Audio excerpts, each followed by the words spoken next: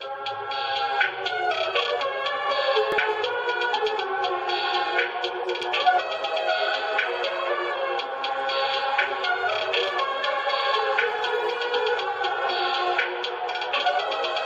Perfect. Perfect.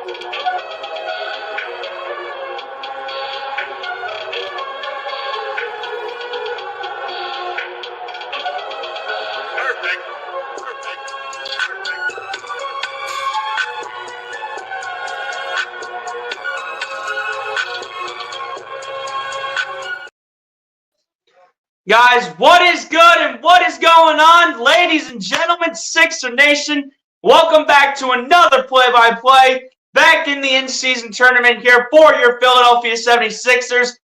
As tonight, similar to Sunday's matchup against the same exact team, we are once again playing the Indiana Pacers, but this time it counts towards the in-season tournament that is going on. The matchup on Sunday against the Indiana Pacers did not count towards the NBA in-season tournament.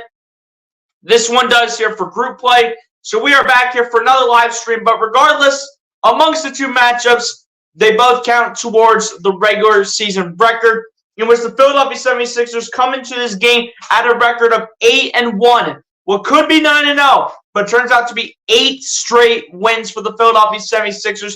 Could have been 9 if they would have overcame that opening night win over the Milwaukee Bucks, if they would have ended up winning that game. But they are 8-1, not to mention 6-0 at home at the Wells Fargo Center, which is where tonight's matchup will be taking place tonight. And they look to make it 9-1 on the year and look to continue their historic start to a new season that nobody anticipated was the kind of start that the Philadelphia 76ers were going to have to start the season. But at the end of the day, we're here tonight after a 50-point performance by Tyrese Maxey on Sunday against the Pacers. The Sixers looking to continue their historic start to the season and look to make it 9-1 on the year, as well as 7-0 at home at the Wells Fargo Center. Shout out to everyone that's already coming through and tuning in, ladies and gentlemen, already. We got 5 people in here to start off the stream, so appreciate the 5 people who are currently tuning in right now. Guys, whoever comes in here, be sure to hit the like button on the stream. And if you are a new viewer to the channel, be sure to go ahead and hit the subscribe button as well. This will be the first stream of 3 streams this week, 2 for basketball for the NBA, and then 1 for college football as well. So this will be stream number 1 of 3 for the week. So without further delay, though, let's get right into business. We're going to go through the chat here first before we go ahead and get started. Got 4 comments here, so we're going to go ahead and get through them real quick. MC, what's going on? Appreciate you coming through and being the first one in here. Said, let's go Sixers. You already know what it is. The same old start to how we normally start, saying let's go Sixers. Because, we like to support the team. And you know what? At the end of the day, it is what it is. So appreciate you for coming through, MC, to start it off. Hit the like button if you have not done so. I appreciate you for coming through to get this one started. And we got followed by my guy, Lucas Hallman, as well. What's going on, Lucas? Appreciate you for coming through. Said 600 subs, baby. You already know what it is, Lucas. We did go ahead and make that announcement on the last stream that we did, which was, I do believe, against, if I can find it, it was against the, wait a minute. It was against the Pistons 3 days ago. So we did go ahead and give a bit of like a round of applause or a bit of an announcement saying that I finally went ahead and reached 600 subs. And Lucas, you were one of the first ones, so you're probably one of the best fans here. So, again, Lucas, I appreciate you, my guy. Also, hit the like button if you're not done so. I appreciate you for coming through as well. Do you have off school tomorrow as well? No, I do not. I do not have off school whatsoever. Not Sixers play BOC, but do you think Temple basketball has a shot to win it all this year? They're 2-0 so far. I mean, it's early in their season, so, a few more games into the season, and that's going to define how Temple's going to look throughout the entire year. I don't think personally they've been a big basketball school, but I could be wrong. But at the end of the day, more games into the season for Temple will tell us a lot about who the Temple Owls truly are as a basketball organization, and we can potentially see what they're going to look like going forward into the future. Ladies and gentlemen, we did go ahead and get a bit of information. Joel Embiid was questionable earlier today for the Philadelphia 76ers, which what I do believe was a hip injury for Joel Embiid. He was questionable, but it looks like he is going to play, as I did see the starting lineup, and Joel Embiid was on there. So Embiid will be good to go for the good news for the Sixers, as he will play once again tonight. But the bad news, though, if you guys did not hear, though, was that a couple days ago in Philadelphia, Kelly Oubre in Philadelphia went ahead and got struck by a vehicle and went to the hospital with a broken rib injury after a hit and run type of situation. So He will be further evaluated on Sunday, I do believe, because it was a week after basically, or a little more than a week basically after he got hurt. So for when the evaluation is going to be to tell us how long Kelly Oubre is going to be out for. But for the time being, guys, put the prayer hands in the chat for Kelly Oubre Jr. because that is a guy that we are going to definitely miss in terms of his scoring and his defense for how good of a player he has been for the Sixers so far. He's averaged basically 15 to 20 points a night, probably a little bit more. But at the end of the day, he has been a huge piece for the Sixers, and it's honestly going to be very hard to replace him. Also, injury news related, we have Nick Batum also listed as out with a personal matter going on for him. So again, hopefully everything's okay for Nick Batum, and hopefully he will be able to play tomorrow night against the Boston Celtics. But taking his place tonight was the Philadelphia 76er, who was a player for the Philadelphia 76ers in the past and has gone back and forth in terms of his journey, was part of the Clippers deal for James Harden, and starting a small forward, ladies and gentlemen, to replace Kelly Oubre and Nico Batum is going to be none other than the man himself, Robert Covington. He will be the starting small forward for tonight's game, so hopefully he goes ahead, puts up a few shots, can hopefully play a little bit of defense. And, we're kind of playing a little bit of bully ball with two taller guys in Robert Covington and Tobias Harris. But again, Nick Nurse is going to have these guys running, though. He's going to have these guys running. He's going to have them getting going, and he's going to have them ready to go for when the time comes. When the time comes, though, especially for Robert Covington, Nick Nurse will be having these guys up and moving, as he's done all season. And not to mention, the Sixers did not, obviously, like I said before, they did fight in that Milwaukee Bucks game in the season opener for the Sixers. They just lost by a couple points. And the fact that we arguably are being a competitive team on the opening night against arguably the best team in the Eastern Conference in Milwaukee, I'd say that's pretty good, though, despite the fact we did end up losing. But at the end of the day, the place that we did not lose, we have yet to lose at home. We have yet to lose at home tonight. Let's keep that train going and beat the Pacers. September's about to tip off against Drexel on NBC Sports Philly. There's no way it can be tipping off on NBC Sports Philly. SG Sports Talk, what's going on? Appreciate you for coming through as well. Say go Pacers. Hey, again, we respect all the fans here. I know my guy SG Sports Talk is a Warriors fan for sure, but obviously for some weird reason he hates the Sixers. I think minus like one or two teams that match up against Philly. But again, appreciate you for coming through though, SG Sports Talk. Hit the like button if you have not done so, my guy. I appreciate you for coming through to the stream as well. Also wanted to rub it in and say let's go Pacers. But hey, again, we show respect to all the fans in the chat, so appreciate you for coming through the SG Sports Talk and for you continuing to be a supporter of the channel. But yeah, guys, we should have this game starting here in just a few minutes. I mean, Lucas, are you sure the Temple Drexel game is going to be on NBC Sports Philadelphia? Because I think I did see the Sixers game on NBC Sports Philly instead. Because I have the Sixers game on NBC Sports Philly right now. I don't know how that's a tongue twister, but apparently it is.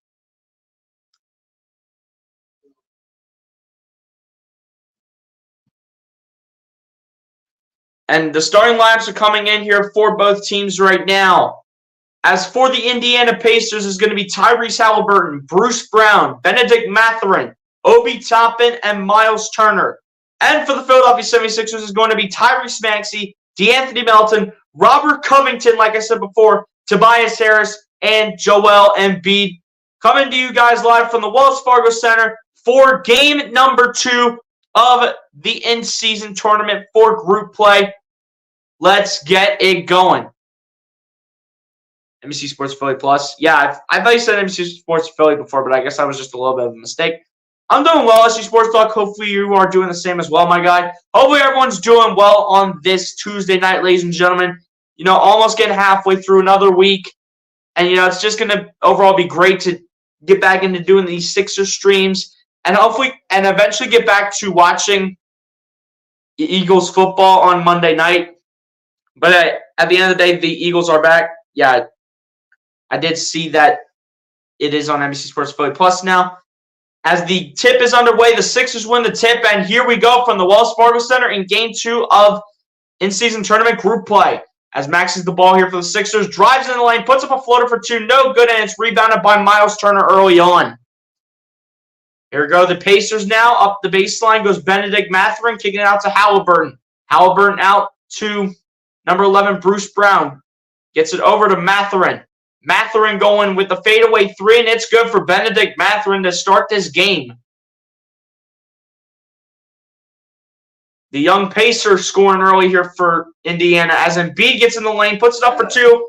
First attempt is missed. The second attempt is good. But apparently it's going to be an offensive foul here on the Sixers as we're going the other way. All ready to start this game. Of your channel. Appreciate that, SG Sports Talk. Appreciate it, my guy. As here we go. We got Bruce Brown here with the basketball coming around the screen. Bruce Brown getting in the lane. Denied by Maxey. So get that weak stuff out of here as Maxey picks up right where he left off with his defense. Harris in the lane with the layup for two, and it is good for Tobias Harris. So that's how the Sixers scoring gets started with the layup from Toby as Obi Toppin has the ball. Toppin getting in the lane. Over and beaten. It is good on the floater by Obi Toppin. The former New York Knick for sure. As Maxey's the ball here, gets it to Embiid. Embiid matching up on Miles Turner. Embiid going to his left. Embiid taking a three from the wing, and it comes up short. And it's going to be rebounded by, I do believe that was Obi Toppin, who gets over to Miles Turner, who misses the layup, and Tobias Harris gets the rebound. Here comes Harris into the lane, and Harris says, give me another layup. I'll score all night long if I have to. That's what we need to see from Toby, scoring all night. As Halliburton finds the pass over to Obi Toppin for the layup, and that is good again. This Pacers team was really competitive against the Sixers on Sunday, so they look to find a way to go out and win the game despite not having enough power to go ahead and get past the Sixers on Sunday and look for revenge here tonight. As Harris with another shot, and it's good. Tobias is doing everything so far in the first quarter for Philly. Here we go again. Sixers need some defense now as Turner gets it over to Mathurin.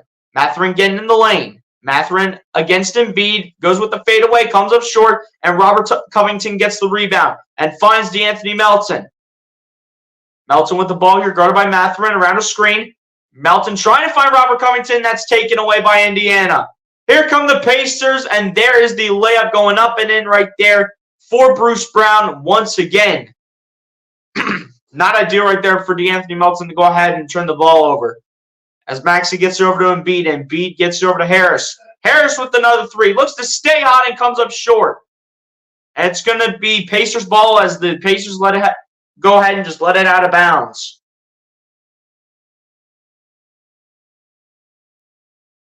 Here we go. The Pacers will bring it down the floor here. Bruce Brown gets over to Halliburton. Halliburton guarded by Robert Covington, looking for an option. Halliburton taking a three himself, and that is good for Tyrese Halliburton. Sixers got to do a better job on defense, but if you know Nick Nurse, he'll eventually go ahead and take a timeout. As Maxey's the ball here for the Sixers, guarded by Bruce Brown. Maxey going to his left. Maxey in the lane, gets it up for two, no good. Embiid fighting for the rebound. It's picked up by Rocco for the moment. Rocco keeps it in. Maxey does not show enough hustle, and it's Halliburton picking it up. And Obi Toppin with the one-handed jackhammer, and a timeout called by Nick Nurse saying, I need adjustments immediately. And boy, do they ever, because Indiana off to a hot start, looking for some revenge over the Sixers after Sunday's loss to the Sixers. And so far, they're looking red hot here to start the first quarter. Got to see these guys get going here. Got to see them get going.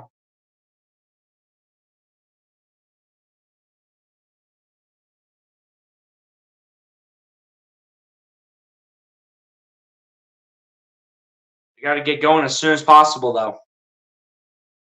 But Nick Nurse is a great coach that knows how to make adjustments when it matters most. Doc Rivers, if you ever become a coach again, take notes.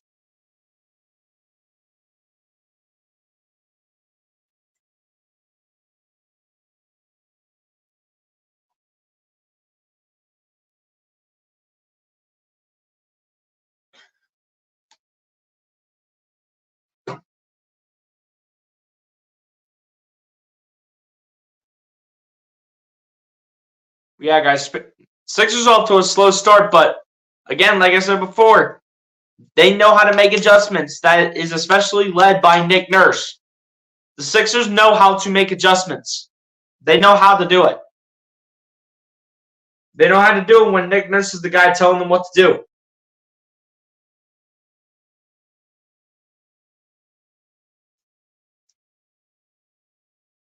And someone's got to help out Tobias. Somebody needs to help out Toby. It can't be Toby putting in all the work. I don't even know why Embiid hasn't showed up yet. Need Embiid to get going. Need Max to get going after his 50-point performance. Need Melton to get some shots up. I need Rocco scoring a couple buckets. I mean, I don't expect a lot from Rocco, Robert Covington, but at the end of the day, I need some players helping out Tobias. Because Tobias cannot be the leading scorer. If he does that, then we might be in the problem. So what's the score? The score right now is 14-6 in favor of the Indiana Pacers with about 8.5 minutes left to go in the first quarter. Pacers are kicking the 76ers' butts. Yeah, I know. But again, Nick Nurse is the guy to go ahead and make these adjustments, SC Sports Talk. That's why I'm not worried yet, because Nick Nurse knows how to make adjustments with this team. He knows how to make great adjustments in game. It's the one thing Doc Rivers never did, was make great adjustments in the game. But here we go. As Maxey takes the inbound from DeAnthony Melton, Maxey brings it down the floor. Maxey going to his left, guarded by Bruce Brown. Maxey looking, directing traffic, finds Harris, gets it to Embiid. Embiid in the paint. And Embiid looks like he's going to go to the free throw line to shoot two, as the foul is going to be on Miles Turner. At least I do believe it's going to be a shooting foul. No, it's going to be an inbound pass. Embiid never took the shot. Makes sense. Here we go. Melton looking to inbound here. Melton inbounds it to Tobias Harris. Harris guarded by Obi Toppin. Harris looking. Finds Embiid. Embiid guarded by Turner. Embiid feeding it to Harris in the paint, and it's good for two for Tobias Harris. Come on, we need somebody to help out Toby now. We need somebody to help out Tobias in terms of that scoring, as he's got the first 8 points for the Sixers. As Turner guarded by Embiid. Turner taking a high-arcing triple, and it's no good. It's going to be rebounded by Tyrese Maxey. And our point guard is going to take it down the floor, gets it to Embiid. Embiid backing into Turner. Embiid trying to find a lane, and he will be fouled by Miles Turner. And Embiid will go to the line to shoot two, looking to put up the first points of the night for anyone outside of Tobias Harris. What did I tell you guys, though? The Pacers are going to play the Sixers tough, because the Pacers had a shot to win the game on Sunday. They had a chance, but the Sixers said, no, sir. We're not allowing that to happen. First one at the line for Embiid is good.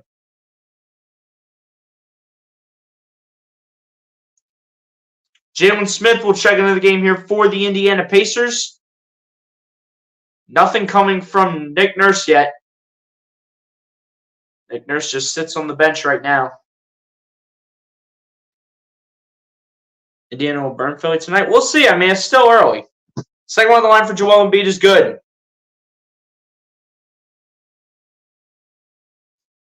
Here we go. 14-10, Pacers with the lead. Here we go as Mathurin has the ball, gets it over to Halliburton. Halliburton guarded by Melton. Halliburton gets it over to Toppin. Toppin finds Jalen Smith. Gets it over to Chris Smith, I think it is. Jalen Smith, Chris Smith, something like that. But anyway, they get in the lane for two, and it was good. As Embiid as the ball gets over to Melton. Melton shooting a three, and that's good for DeAnthony Melton. That's what we need right there. Need some scoring from anyone outside Tobias. As Mathurin gets it over to Halliburton. Halliburton getting in the lane. Guarded by Melton. Gets it over to Smith. Back to Halliburton, over to Smith. Smith with the layup for two, and it's good, and one. Foul's going to be called on Tobias Harris.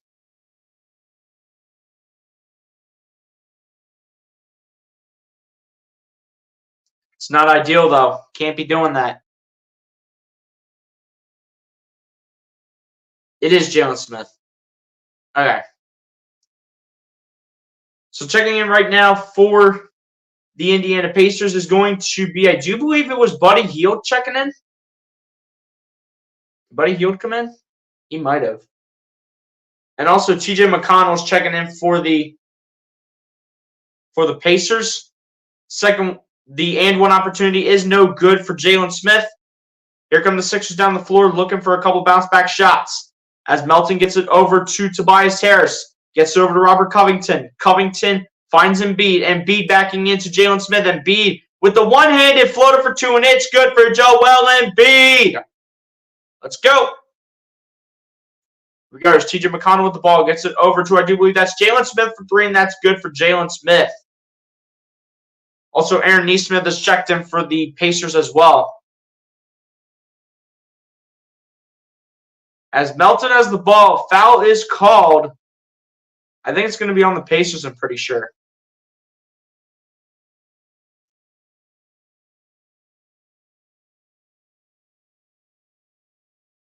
So the Pacers nearly going with an all-bench lineup outside of Obi Toppin. As Harris gets it over to Melton, Melton lobs up to Embiid. Embiid getting in the lane, put up the float for two, layup for two, no good. Embiid trying to get the ball back, and the Pacers play great defense. Here comes Buddy Hield, kicking it over to Nesmith, who gets it over to Toppin. Toppin denied by Robert Covington, so get that out of here. And B finds Melton. Melton taking the three. That's good for DeAnthony Melton. 21-18, Pacers with the lead still. Here comes TJ McConnell. McConnell kicking it out to Jalen Smith, gets it over to Obi Toppin, who finds Jalen Smith, gets it over to, I do believe that's Aaron Nesmith for three. That's no good. That's going to be rebounded by DeAnthony Melton. Melton guarded by Buddy Hield, finds Embiid. Embiid with the shot up for two. No good, but a foul will be called on number 25 again, Jalen Smith. What a rejection right there by Robert Covington. And it results in Embiid finding Melton, shooting the three from the left wing, and that is good for DeAnthony Melton. 2 free throws coming here for Joel Embiid. Chance to make it a one-point game.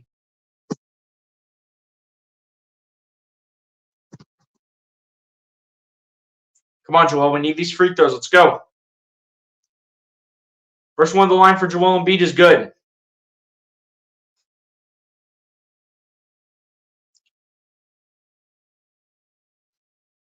Sixers, I do believe, are still keeping the starting five out there. As Robert Covington is still on the floor. So, yeah, the Sixers are still keeping the starting five on the floor.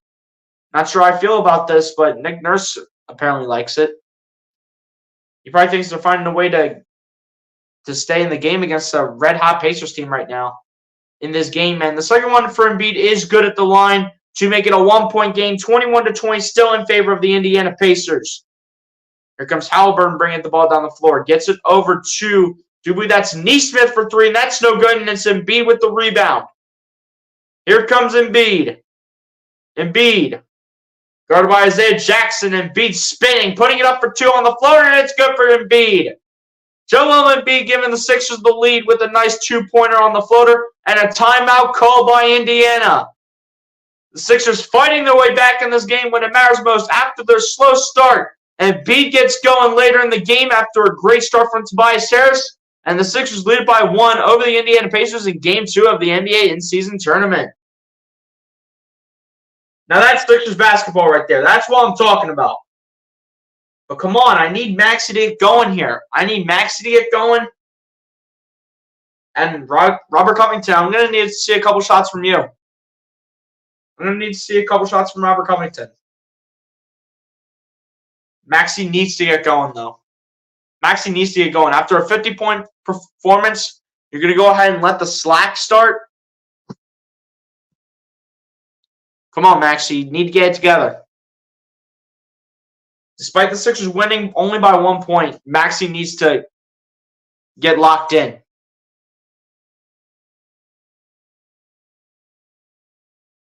Maxey needs to be locked in right now. No ifs, ands, or buts about it. Tyrese, you need to get locked in.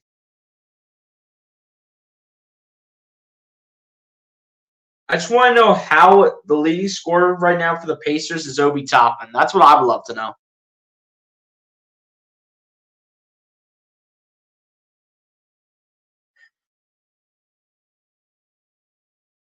And I would also like to know how Tyrese Halliburton only has one shot attempt so far in the first quarter.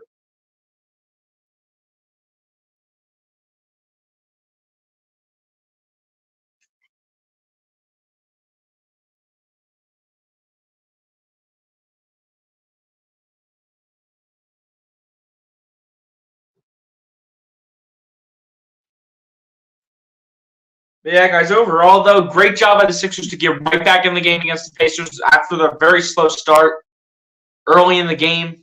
Within the next couple minutes, just like that, they're up by 1 over the Pacers. But again, though, I need Maxey to get going right now. Maxey needs to get going, and he needs to get going really quick. Bruce Harper, what's going on, my guy? Appreciate you for coming through. Hit the like button if you have not done so. Bruce Harper, appreciate you for coming through to the stream. It's a lot earlier than what you normally do, Bruce Harper. But either way, I appreciate your support. All I can say is let's go Sixers. You already know it is Bruce Harper. I'm doing well, Bruce Harper. Hopefully you're doing the same, my guy. I appreciate you for coming through.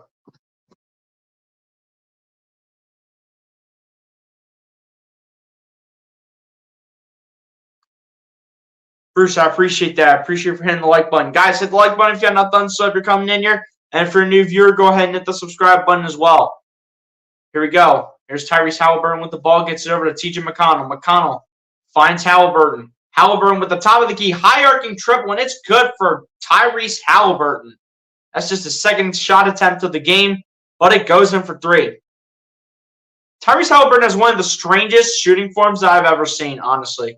As Patrick Beverley checks in the gamer for the Sixers, Beverley guarded by TJ McConnell gets over to Melton. Melton with the layup for 2. No good. Rebounded here by the Pacers. And it's picked up by Tyrese Halliburton, who will lob it up to Isaiah Jackson, who gets denied on the dunk, but it's going to be a foul called on Marcus Morris, who also checked in the game here for the Sixers.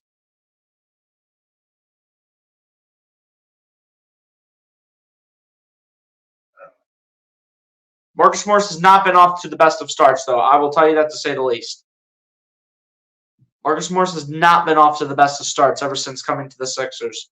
But I get it. He's trying to get used to the system of Nick Nurse, what he likes to do. With a whole new coaching staff, I completely understand that. And I understand also that he has not gotten a lot of playing time, so it also makes a good amount of sense. As the first one is up and in for Isaiah Jackson.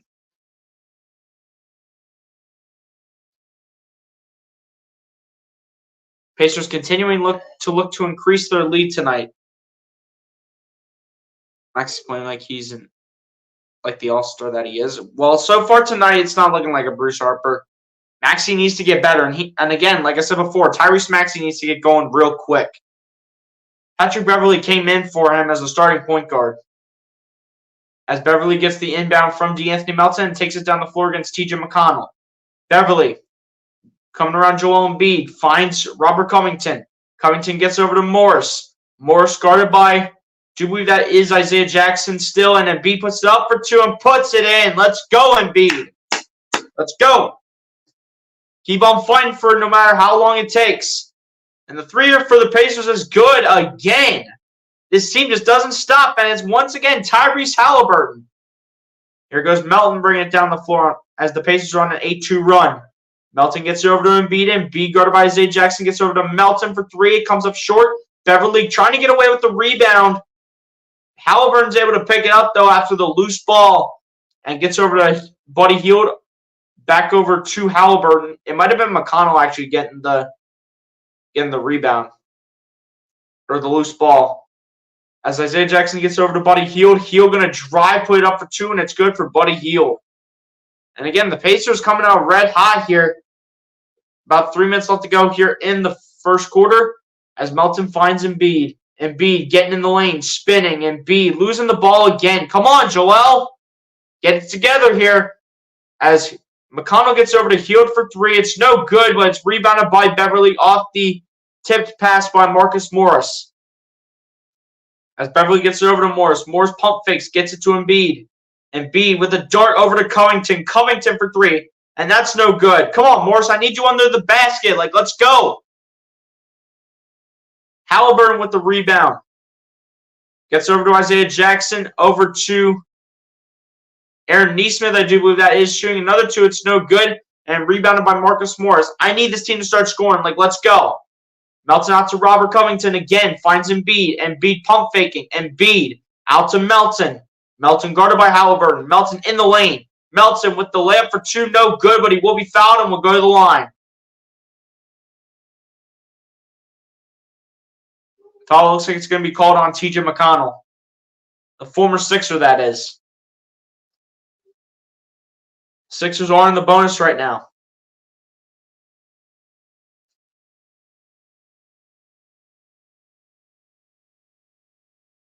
First one on the line is good for DeAnthony Melton. And Daniel House Jr. will check into the game here for the Sixers, replacing Robert Covington at small forward. It looks like Furkan Korkmaz is going to get in as well, and we should see Paul Reed come in eventually.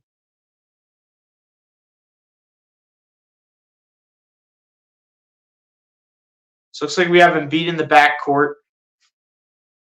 Second one on the line is good here for DeAnthony Melton. Sixers down by 5. As Halliburton gets around Daniel House Jr., and the three is good for Daniel House Jr. again. Looks like Furkan Korkmaz is about to check into the game for the Sixers, more than likely replacing DeAnthony Melton as Beverly gets it over to Embiid. Embiid gets it over to Morris. Morris is spinning. Gets it to Embiid. Embiid sees the double team. Finds Beverly over to Morris, over to Melton. Melton's going to drive, lose the ball. And it's going to be Pacers basketball. This is just really sloppy right now from the Sixers. But again, the Pacers are just playing really aggressive after what happened on Sunday. Sunday was a game the Pacers had a chance to win. And they failed to do it. So they're coming red hot coming into this game. 4 turnovers for the Sixers, none for the Pacers. As McConnell drives to the basket, gets it over to Isaiah Jackson, but not until he loses it, and Embiid has the ball, gets it over to House. House trying to release it and goes right into the hands of Tyrese Halliburton. That's the last thing you got to do. Halliburton finds McConnell, who's wide open for 3. That's way short. And it's going to be rebounded by Patrick Beverly. Beverly finding Morris. Morris the pump fake. Gets it to Beverly, over to Embiid. Embiid faking it to Korkmaz. Embiid in the paint, laying up for 2. No good the first time, but he is fouled by Isaiah Jackson.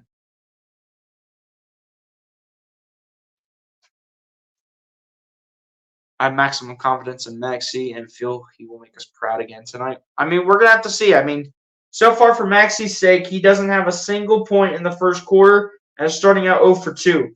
And B's now the leading scorer after Tobias Harris had a hot start to the game. With the first, I do believe, like 6 points for the team. First one on the line for Embiid is good. Not going to see any changes yet for the Sixers. Because, again, they have Joel Embiid with the all-bench lineup of Patrick Beverly, Furkan Korkmaz, Daniel House, and Marcus Morris. So we're more than likely going to go ahead and see the all-bench lineup tonight. And we'll likely have Paul Reed come in to be the backup center for Embiid, as the second one is also good for Embiid. Sixers 8 for 8 from the free throw line so far tonight, and down by 6, though. As Hield gets it over to McConnell, gets it over to Isaiah Jackson, gets it over to McConnell for 2, and that's good for TJ McConnell. This team needs to play better defense. I'm just going to say that right now. They got to start scoring a bit more. As Korkmaz gets it back to Embiid. Embiid behind the back to Korkmaz. Korkmaz dancing and a travel on Furkan. Come on, guys. What are we doing here? It's ridiculous. Only 1 turnover by the Pacers. 6 now on Philly in the first quarter. As Halliburton has the ball, guarded by Furkan Korkmaz. Halliburton just dribbling with the ball with under a minute to go in the first. Halliburton dancing. Halliburton coming inside, going back outside, back inside. Kicks out to McConnell in the corner for 3. No good for TJ McConnell. It's going to be Sixers ball. And Buddy Hield is trying to convince the official that it was off of Patrick Beverly. But the official says, nope, it's Sixer ball. as Embiid gets it back to Beverly off the inbound from Marcus Morris. And Beverly will bring it down the floor, basically probably the last shot for the Sixers of the quarter. Beverly dribbling it for a little bit, matching up on, I do believe that is Buddy Hield, as he gets over to Embiid. Embiid in the lane. Embiid losing the ball, and that's another foul committed on Isaiah Jackson. That's got to be like, what, 3 on Isaiah Jackson? 2? 3? That's got to be his second. Between him and Buddy Hield.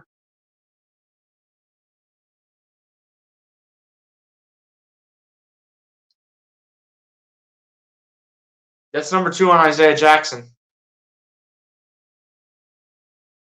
So this will likely be the last time the Sixers get the ball here for the first quarter. First one at the line for Embiid is good. Yeah, again, guys, that's 2 fouls now on Isaiah Jackson right there. Free throws number 9 and 10 coming for the Sixers. First one was good for Embiid. Furkan Korkmaz goes to the bench. Melton's back in. Looking for some defense here.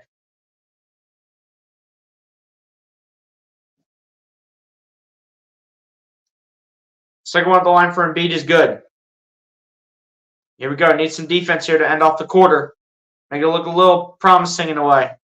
As Halliburton has the ball, Halliburton going to find his man in Buddy Hield. Sixers got it. Embiid with the heave. No good. Embiid probably wanted a foul right there, unless if he did trip over his own cleat. But regardless, though, Sixers down by 6 against the Indiana Pacers to end off the first quarter by a score of 36-30 as we go to the second quarter.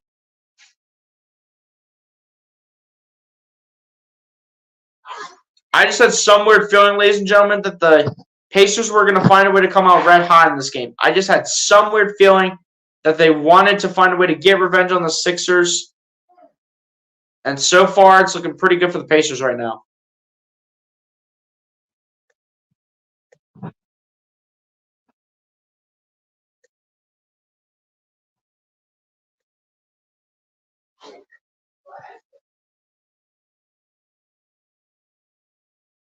Star Wars 99, what's going on, my guy? Appreciate you coming through. Said Jalen Carter, police incident. Jordan Mailata wants revenge on Mahomes and Eagles roster moves. I think I did hear about the Jalen Carter police incident. And I think I did see that Jordan Mailata does definitely want revenge on Mahomes. I mean, the Eagles have at least a little less than a week, actually, to get ready for Kansas City, in which they have to go to Arrowhead to go ahead and play that game. So, and not to mention, Kansas City on Monday, that is a start of a 5-game gauntlet right there. With Kansas City being the first game, Buffalo the second, San Francisco the third, fourth one being at Dallas, and then the 5th game being at Seattle. So, I mean, we're going to see what happens with the Eagles, though, Stars 99, but regardless, appreciate you for coming through. Hit the like button if you have not done so, Stars 99. Appreciate you for coming through to the stream. But yeah, guys, I got to see better defense out of the Sixers. I need to see better defense, and honestly, we just need to stop being so careless with the ball. We've turned it over too many times so far in that first quarter. And honestly, that's getting ridiculous.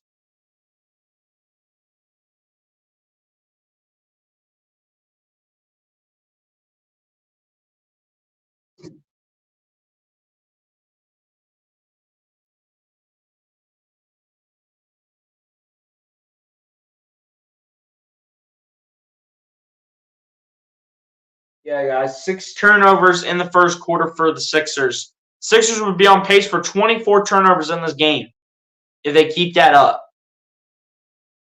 So the Sixers need to be better with the turnovers. And honestly, they need to be better from three-point range. Let's be honest here. They also need to get some more baskets inside the three-point line. Because the Sixers are only shooting 9 of 20 from inside the three-point line and only 2 for 7 from outside the three-point line. So the Sixers need to be better in shooting. They need to stop being so careless with the ball, and they got to be better with the defense. Here we go as the second quarter begins.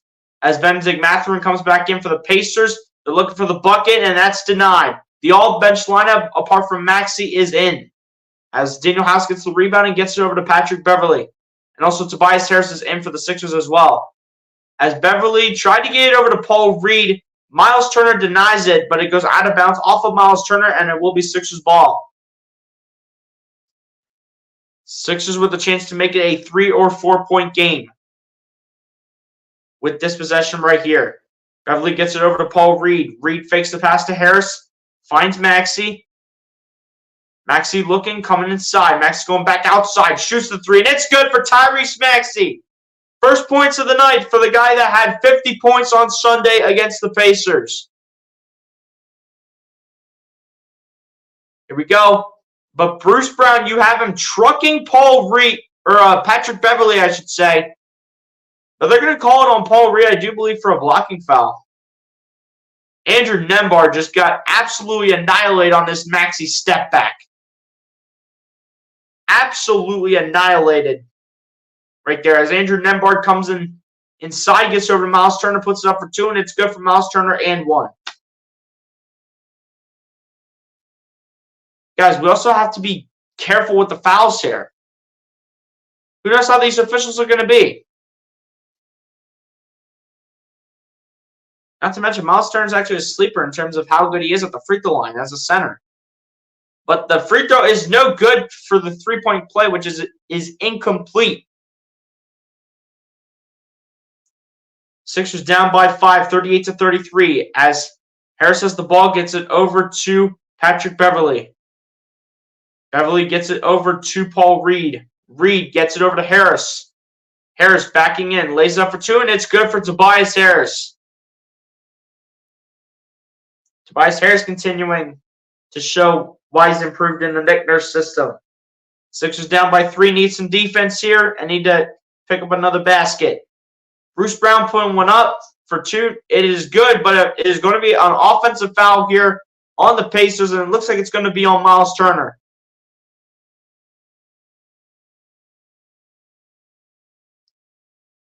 Lucas Holmes says, did you see RB's podcast with Paul Reed? I did see the first episode, Lucas. Guys, if you have not done so, go ahead and check out my guy, Philly Take RB's first episode of the Out the Mud podcast on Hog Media with Paul Reed. Those two were added together on the first episode as Maxey misses the layup, and Bruce Brown gets the rebound, gets over to Mathurin shooting a 3, and it's good.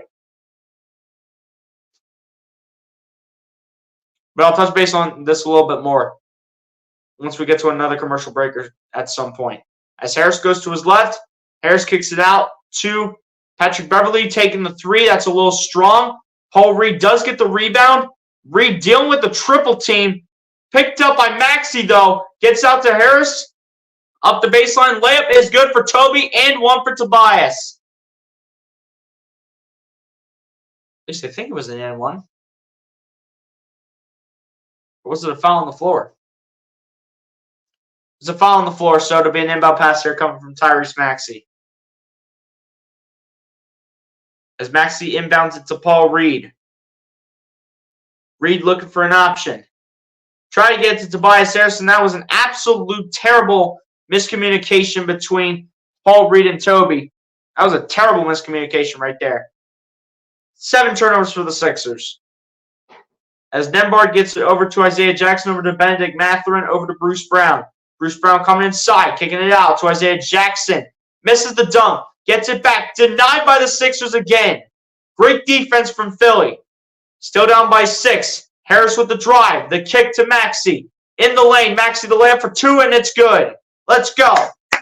Let's go here, come on.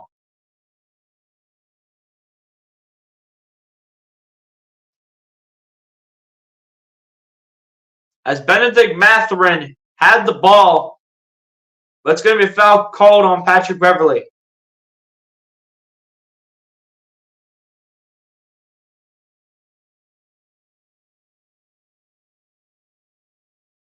As Andrew Nembhard inbounds it to Benedict Mathurin.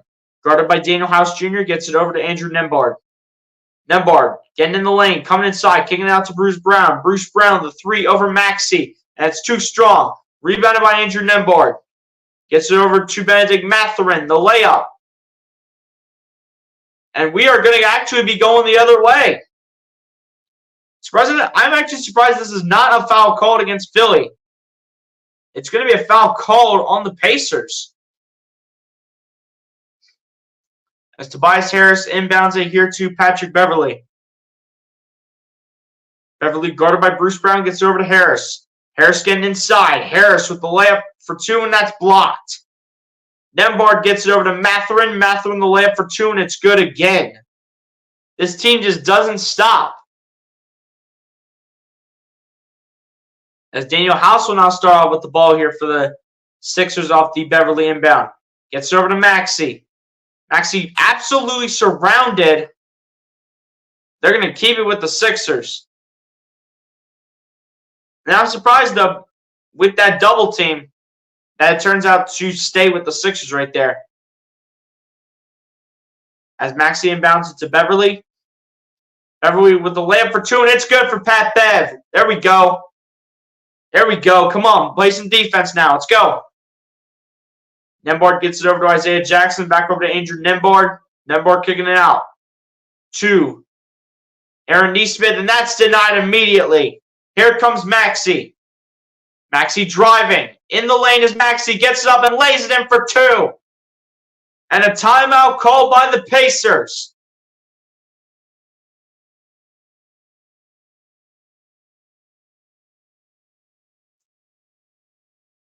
Let's go. What a layup by Tyrese.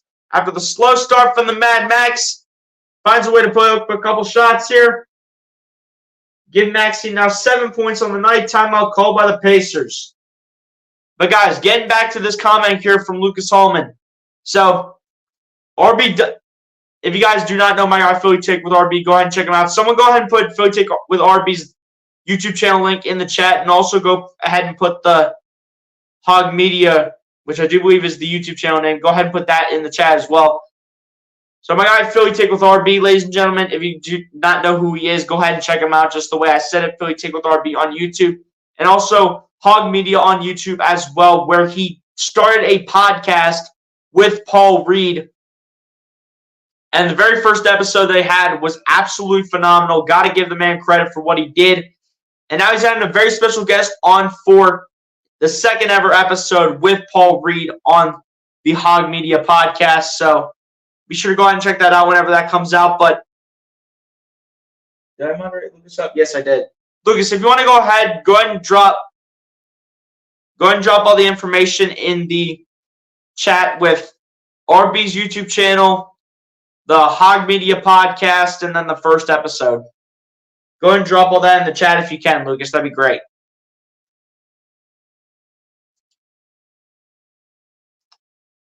But yeah, guys, the first episode, I'll tell you guys one thing. It was absolutely phenomenal. And now he's going to go ahead and have, like, special guests on the show.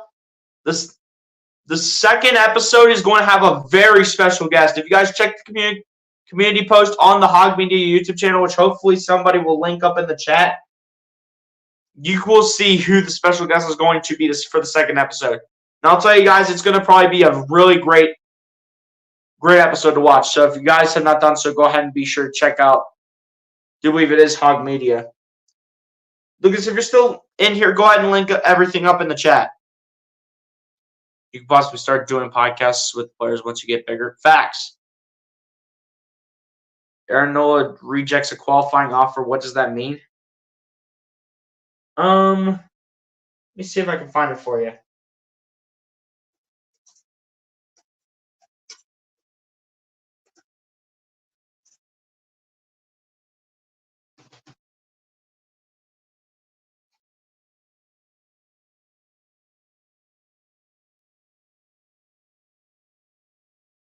So what it means, Star Wars 99, is that since Aaron Nola, I do believe, is a free agent, it looks like he's not coming back to the Sixers at this point. So Sixers will will go ahead and try to go ahead and add some free agents, most likely, is what it means. As another layup is up and in here for the Pacers, making it back to a 4-point game.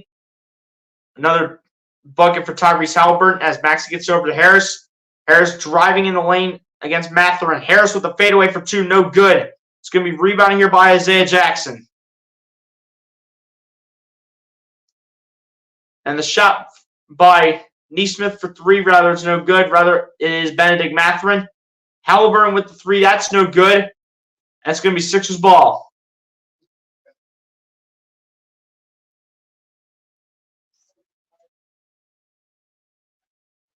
Yeah, just with the Phillies, though, Stars 9-9. Meaning he's not coming back to the Phillies, most likely. As Maxey gets hit by Isaiah Jackson, looks like it's going to be a blocking foul on the Pacers. And it's going to stay with Philly. Come on, let's go. Let's go here.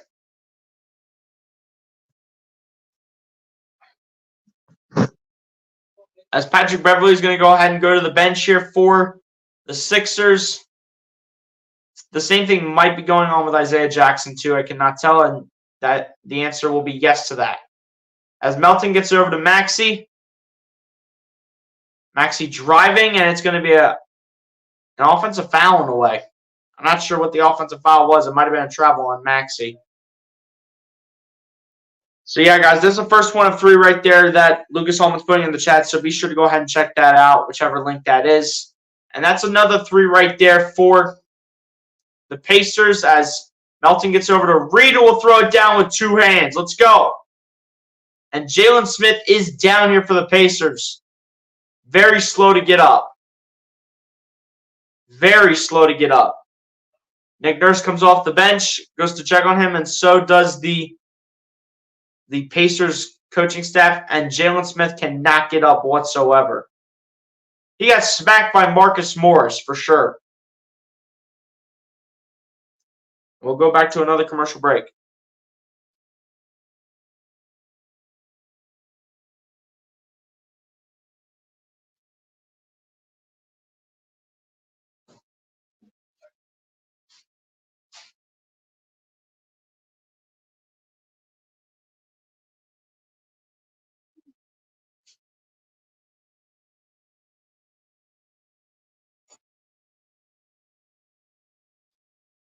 Lucas, the link that you put in the chat, that's to the play-by-play Arby's doing tonight. What I want is the YouTube channel that he has, the YouTube channel, the YouTube podcast that he's doing with Paul Reed, and then the first episode.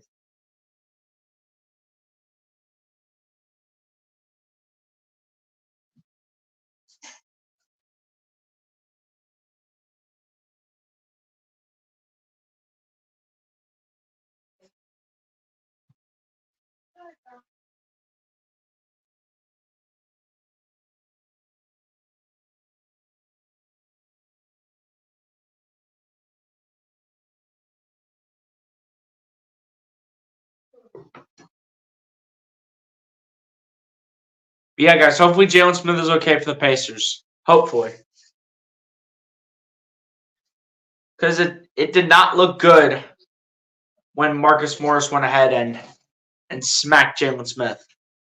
Did not look good.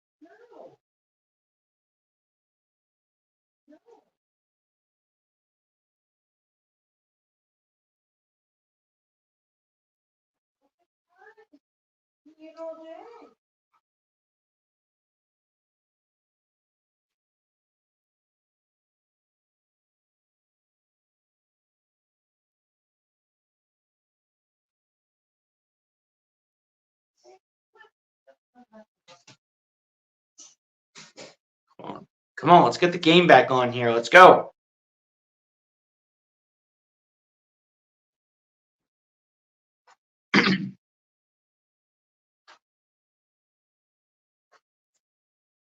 The game finally comes back on as the Sixers are now down by 5. As Halliburton has the ball here for the Sixers. Halliburton going to go with a fadeaway three over Tobias Harris. No good. And Embiid gets the rebound. And he'll fling it over to Maxey. Maxey going to drive, lay it up for two, and it's good for Tyrese Maxey. He falls into the crowd.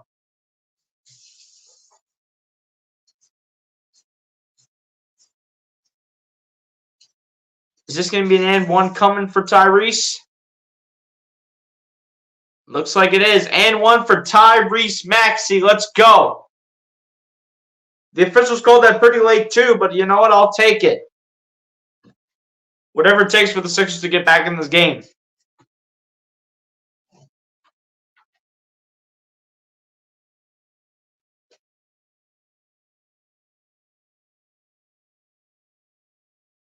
Tyrese Maxey go to the free throw line here to shoot two, or rather shoot the and one. And that is good for Tyrese Maxey to complete the three-point play. Here go the Pacers now. Sixers down by two. Bruce Brown gets it over to Obi Toppin shooting another three, and it's good again. How many more times are we going to see Obi Toppin shooting threes? As Maxey has the ball here for the Sixers, gets it over to Joel Embiid. Embiid guarded by Miles Turner, gets it over to Harris. Harris going to his left, gets it over to Embiid. Embiid finds Melton. Melton coming inside. Melton going back outside at the wing. Melton spinning, trying to get around Halliburton, puts it up off the glass, and it's good for DeAnthony Melton. Sixers back down by three. Halliburton gets over to Miles Turner, shooting the three, and that's short. And it's going to be Halliburton coming away with the rebound, and a foul is going to be called on DeAnthony Melton.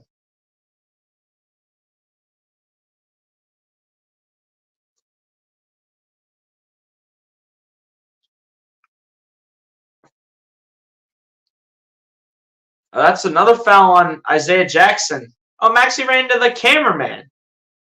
Ran into one of the camera guys. As Buddy Hield inbounds it here to Tyrese Halliburton. Halliburton going to his right. Halliburton going to get it up to Bruce Brown. Bruce Brown coming inside. Guarded by Tyrese Maxey. Puts it up and puts it in. That is ridiculous, dude. Come on. Can we please play a lick of defense tonight? As Melton has the ball, guarded by Buddy Hield, gets it over to Tyrese Maxey, guarded by Bruce Brown again. Maxey looking, around a screen. Maxey driving, the layup by Maxey's no good. It's going to be rebounded by Halliburton. Halliburton with the layup to Toppin. Toppin does not get a chance to shoot, to get the alley-oop from Halliburton. As Halliburton, guarded by Melton, passes it over to Nesmith for three, and it's good for Aaron Nesmith. Can we please get a lick of defense, guys? Come on. Shooting 33% from three in the first half. 3 of 9. Harris gets it to Melton, over to Morris in the corner for three. No good. Come on, dude. We need some shots to be put up and in here. Halliburton getting another three, and it's automatic at this point. Timeout call by Nick Nurse. This is getting absolutely ridiculous at this point.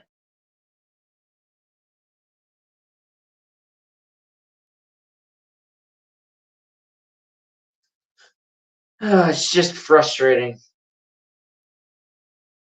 Frustrating, ladies and gentlemen. I'll tell you that much. Now, from where Halliburton started with only having one shot attempt in the first quarter, he's now went ahead and put up 20 points in the first half. 7 of 9 from field, 6 of 7 from three. The Sixers should have known that the Pacers were going to come out red hot after the Pacers were competing with the Sixers on Sunday. They were competing with this team. But the Sixers came out over the edge with the win on Sunday. And then in this game, they still look gassed out here. Like, what are we doing? They still look gassed out here. Like, what is going on?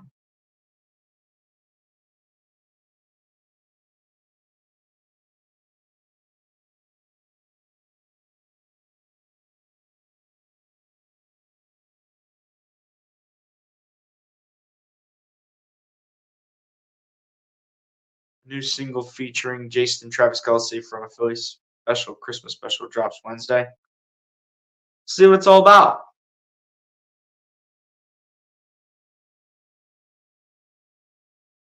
But come on, guys. We need to.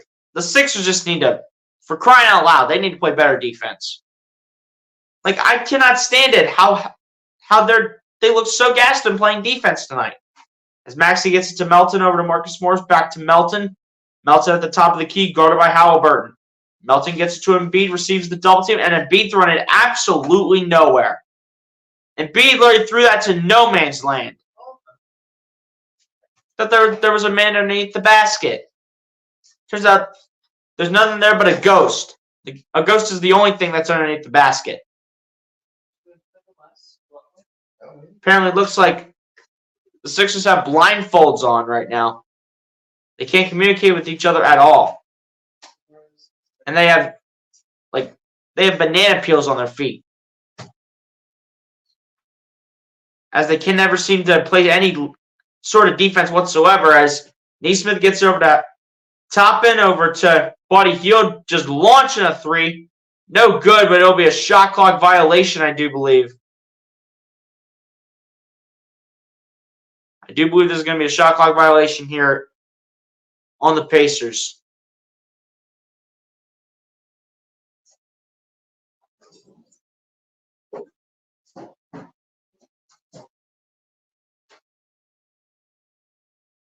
Why, Travis? I'm not sure, to be honest.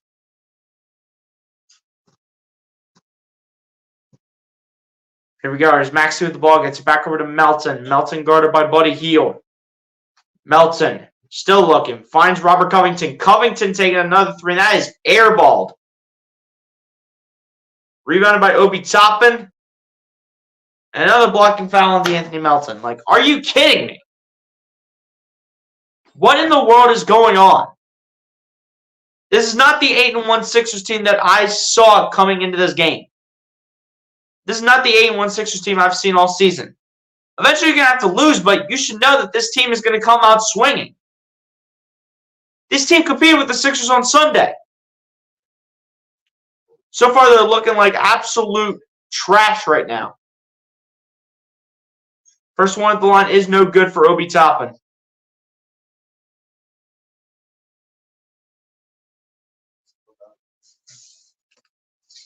He's not a part of Philly, but I mean, he is Jason's brother, to be fair. He is related to Jason Kelce. Second one of the line is good for Obi Toppin. And the Pacers are in the bonus, too. So that's great. It's wonderful.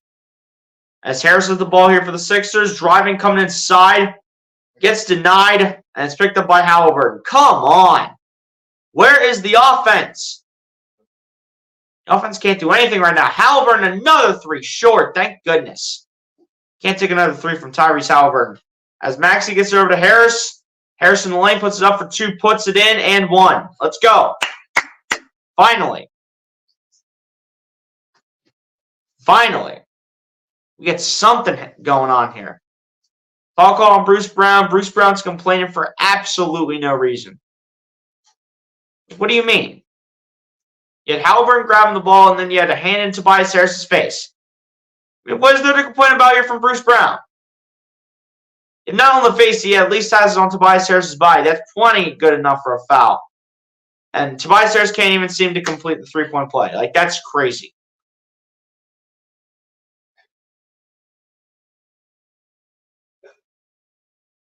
As Halliburton gets it out to Bruce Brown, over to Obi Toppin, over to Buddy Hield. And that's stripped by Melton. Gets it over to Embiid, over to Maxey, over to Harris, back to Maxey. Maxey going to his left, finds Robert Covington. Covington out to Melton, over to Harris. Harris guarded by Halliburton, gets over to Embiid. Embiid with the reverse layup, no good. Embiid trying to scoop up the rebound, trying to still get his Embiid, and that is not possible. As Halliburton gets it over to Hield, over to Bruce Brown, or rather Obi Toppin for three, it's no good. Embiid trying to find the zone. It's going to be a foul call on Tyrese Halliburton. And Halliburton's over there still crying.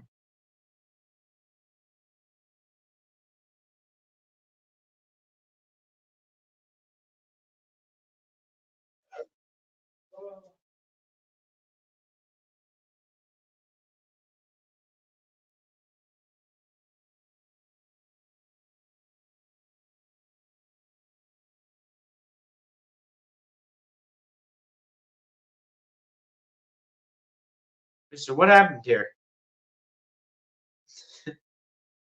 You got Obi Toppin crying.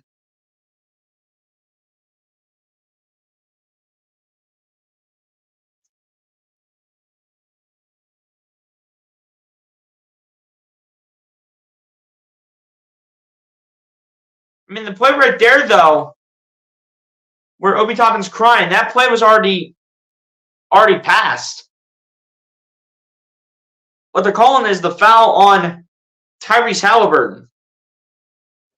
So I'm not even sure what they're looking at.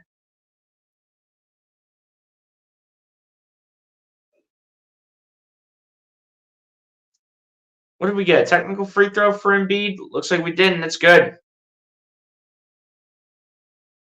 Might have gotten a technical on Obi Toppin. If not that, got one on Halliburton, most likely. Second one for Embiid is good. All right, let's go.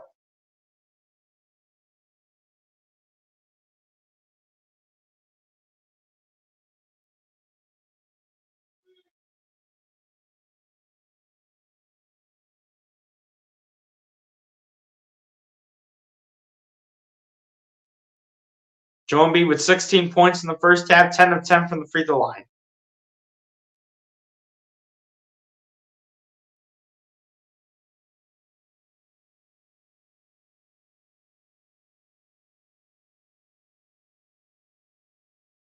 Oh, never mind. The free throws were because of the flopping rule.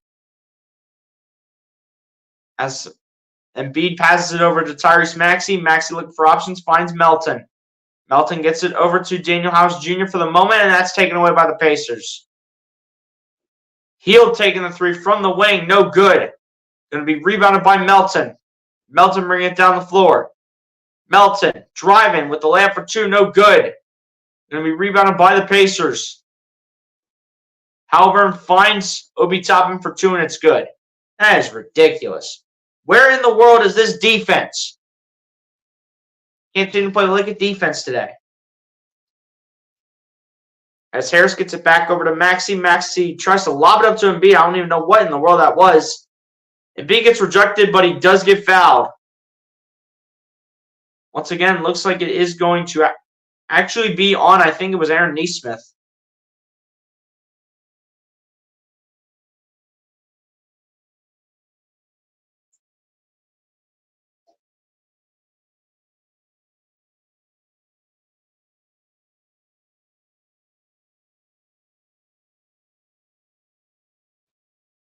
First one on the line for Embiid is good.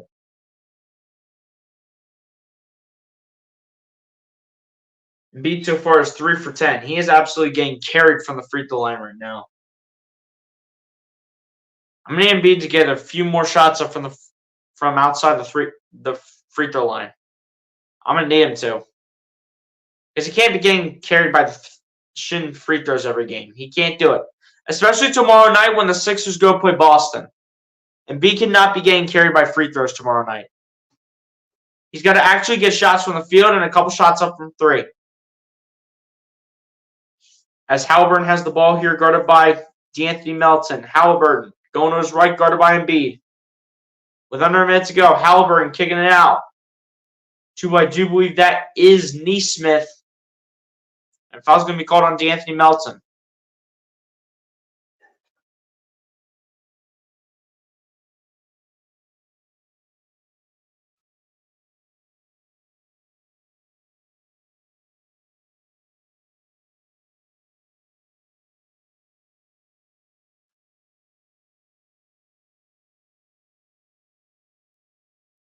First one of the line here for Aaron Nesmith is no good.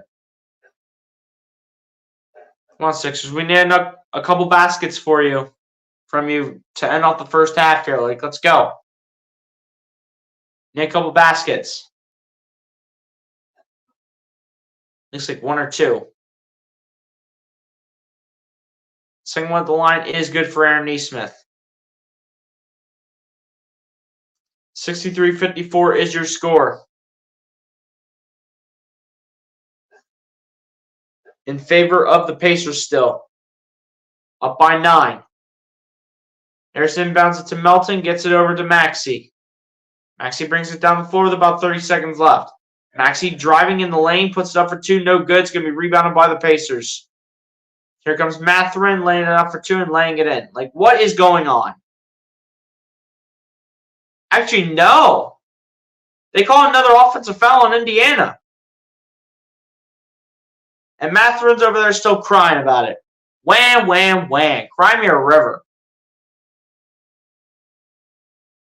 Go cry to your mother and not the official. Max has the ball here for the Sixers. Towards the top of the key. Max going to his left, around the screen for Embiid against Bruce Brown.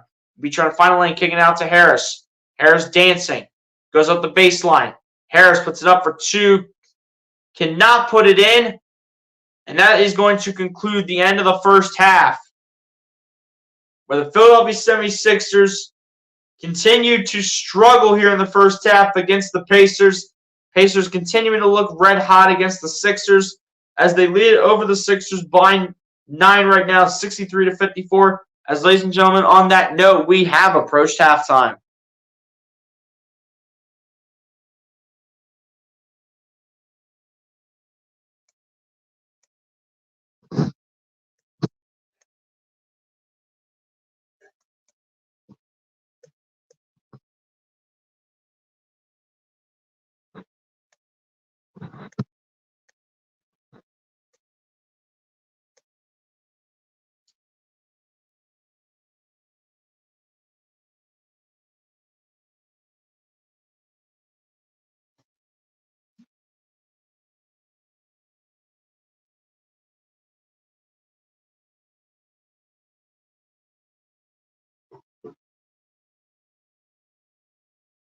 All right, guys, so there is your halftime score right there on the bottom of your screen.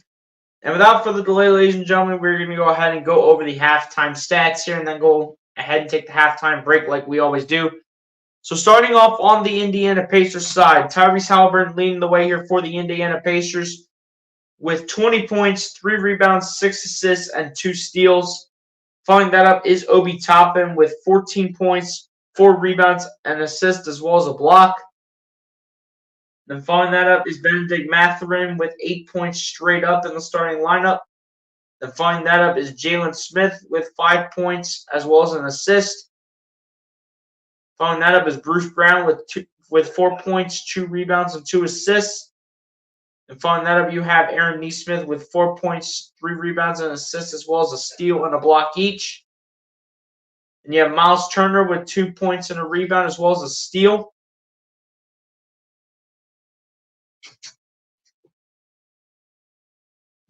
And then you have Isaiah Jackson with 2 points, 3 rebounds, and an assist, as well as a block. T.J. McConnell with 2 points and 2 rebounds, as well as 2 assists. And then Buddy Hield rounding it out with 2 points, as well as a steal off the bench to end off the first half stats from the Indiana Pacers. Now over to the Philadelphia 76ers side. Joel Embiid leading the way here for the Philadelphia 76ers with 18 points, 7 rebounds, 3 assists, and 2 steals. Following that up is Tobias Harris with 12 points, 4 rebounds, as well as an assist.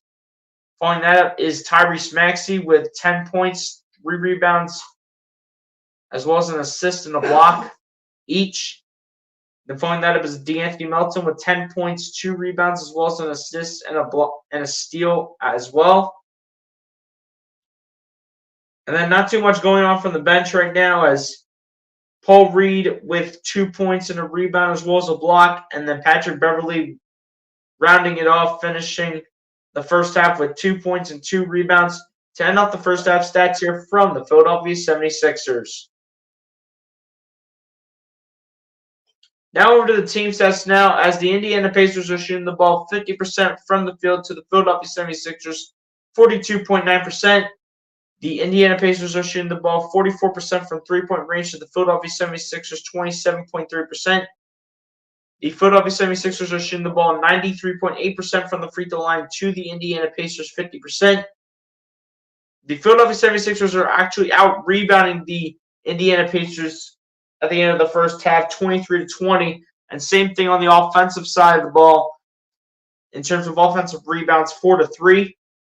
The Indiana Pacers, however, are out-assisting the Philadelphia 76ers right now, 16-8. The Pacers have more steals than the Philadelphia 76ers at the end of the first half, 5-3.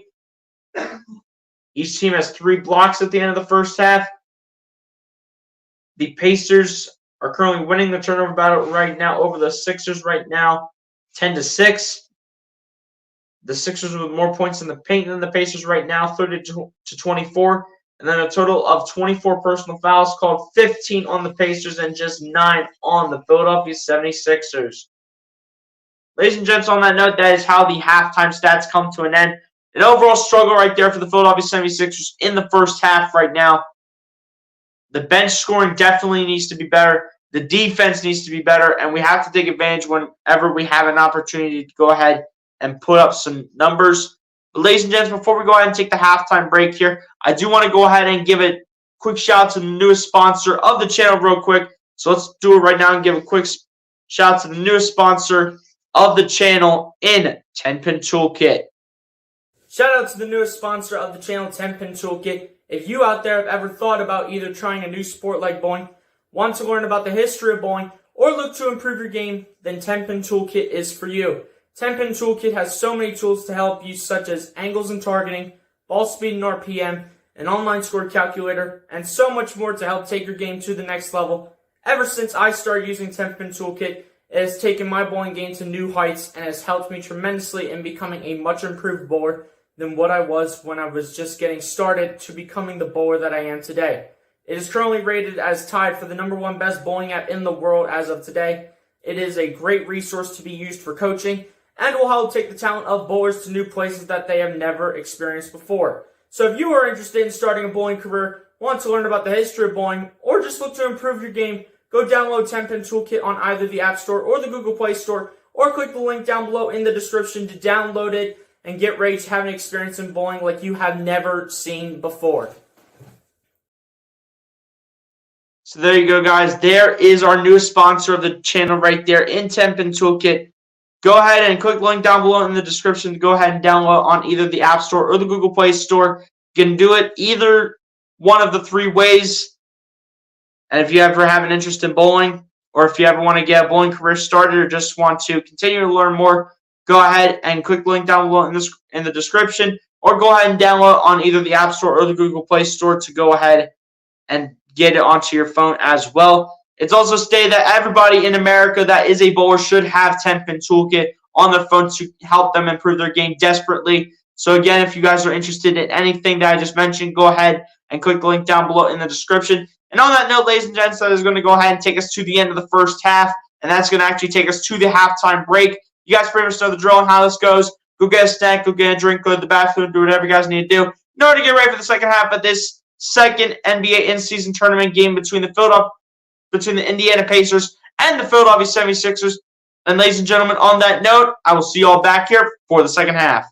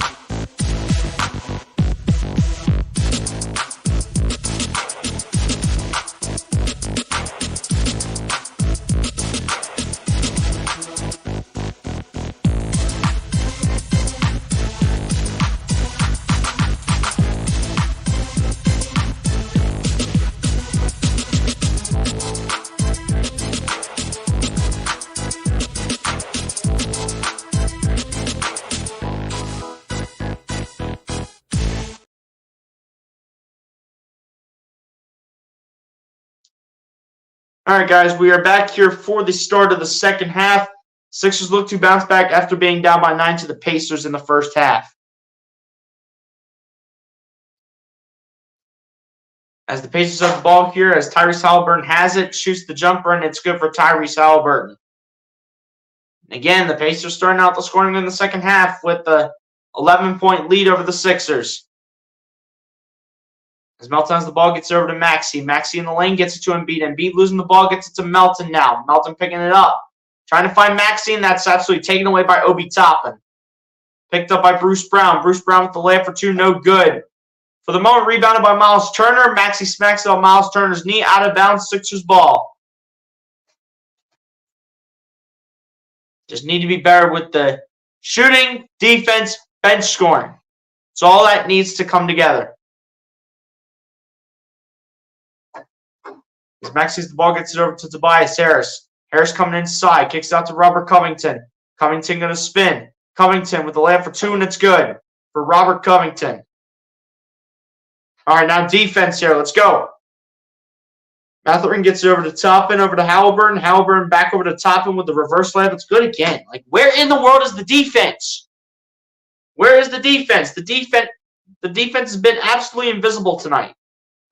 Maxey gets to Embiid, and Embiid with the layup for two, and it's good, and one for Joel Embiid. All right, let's go. Let's go. So what we need right now is a foul is called on Miles Turner.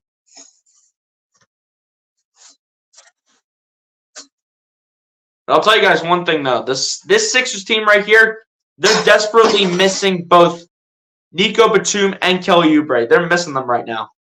They're missing them both. It's going to be really tough to win tomorrow night against Boston. It's going to be really tough, especially if both of them are out for that game. If Nico Batum could be back, that would be better. That'd be better than before if Nico Batum could be back. Not sure if he will be, though, but I mean, we'll see. The M1 free throw attempt for Embiid is good. Sixers down by 8, 67 to 59. Here we go. Here's Melton with the, it's Haliburton with the ball. Gets it over to Isaiah Jackson, back to Haliburton. Haliburton with the floater for two, and it's good again.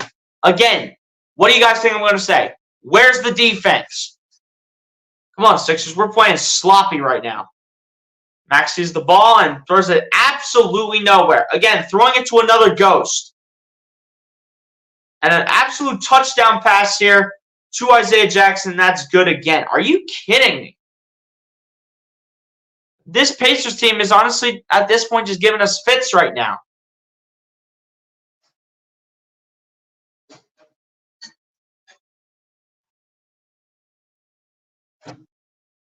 And why are they looking at the replay? I would love to know. Why are they looking at the replay from the Haliburton touchdown pass?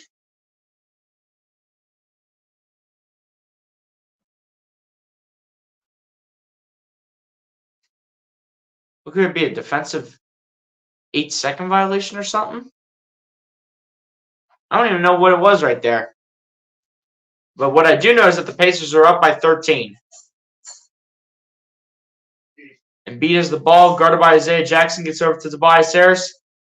Harris guarded by Obi Toppin. Harris coming inside. Harris with the layup for two, and it's good. Thank you, Toby. Come on, guys. Can we please play a lick of defense? Haliburton spinning. Gets over to Miles Turner. Turner with the layup for two. Denied by Embiid, but Embiid is called for the foul. That's ridiculous. Let the guys play, referees. Like, let's go. Let the guys play. This is a destroying Philly. I don't even want to talk about it. That is a very unrealistic score. It is not going to be 100 to 54 in favor of the Pacers. And it can't even happen anyway. Ryan Rell, what's going on, my guy? I appreciate you for coming through. As the first one at the line is no good for Isaiah Jackson. As Ryan Rell says, KJ Martin and James Spurrier need some help Tyrese Maxey in the defense, and the rebounds need to be better on guarding Haliburton. That's facts right there. Appreciate you for coming through there, Ryan Rell, giving all those thoughts. Hit the like button if you have not done so, my guy. I appreciate you for coming through to the stream. Score is now 72-61 in favor of the Pacers still. Here we go. Here's Melton with the ball, gets it over to Embiid, and Embiid gets it over to Maxey, who loses it but gets it back. Finds Embiid, gets it to Maxey. Maxey the layup, no good. It will go off of Mathurin for the Pacers, and it will stay with Philly. Just barely, though, it will go out of bounds off the Pacers.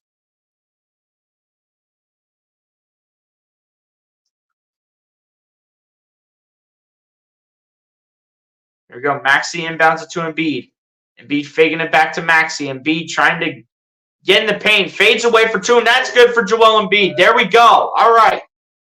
Let's go. Play some defense now. Haliburton guarded by De'Anthony Melton going to his right. Haliburton going step back three at the top of the key, and that is absolutely airballed.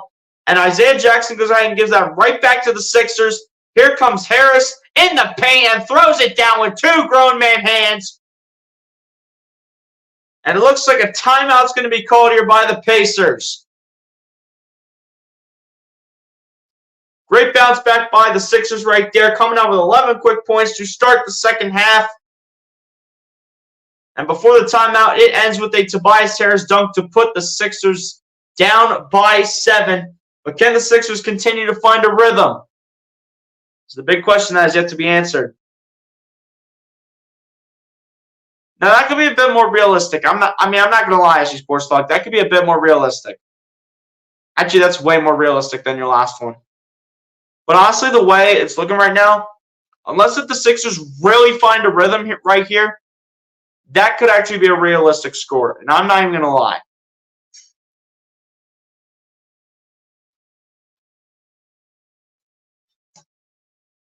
I just don't understand why Jaden Springer is getting less playing time with Doc Rivers now.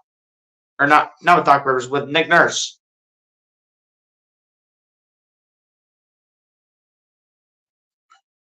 Like, Jaden Springer used to get a good chunk of the minutes. And keep in mind, no Nico Batum and no Kelly Oubre. So Jaden Springer should at least be getting some sort of playing time. And yet again, the bench hasn't been able to do much of anything tonight. You have 2 points each coming from Paul Reed and Patrick Beverley, and then that's it. So again, the bench needs to get going as well.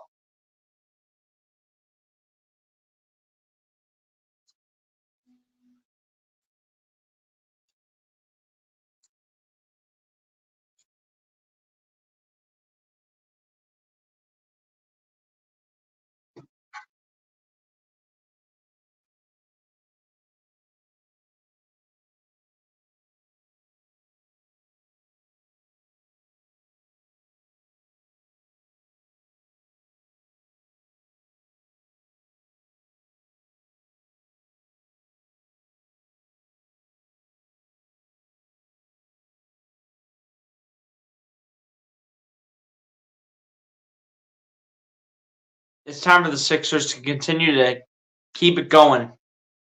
Got to get pressure on the Pacers. Got to make our shots, and we need help from this bench.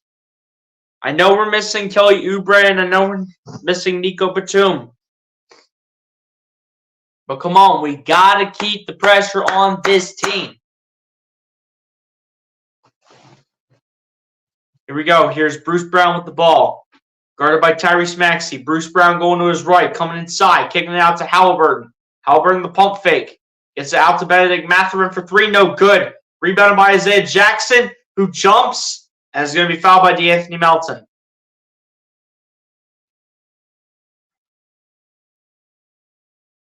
So De'Anthony Melton will be called for the foul on this play.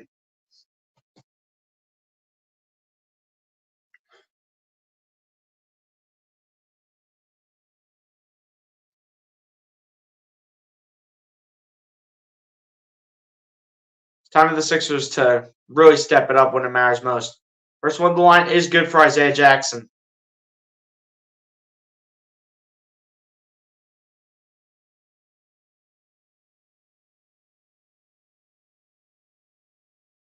Pacers are making life for the Sixers very tough. Yeah, they are.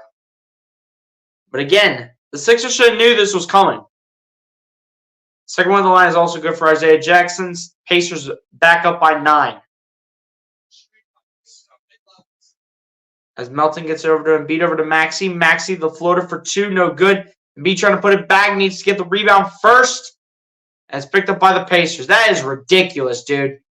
Embiid and Maxey can't even come up with that. That is ridiculous. As Bruce Brown with the top of the key 3, no good. And Embiid gets the rebound that time over Isaiah Jackson. Let's go.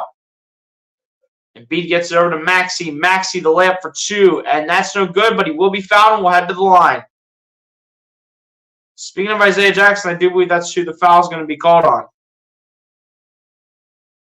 How many points for Rocco?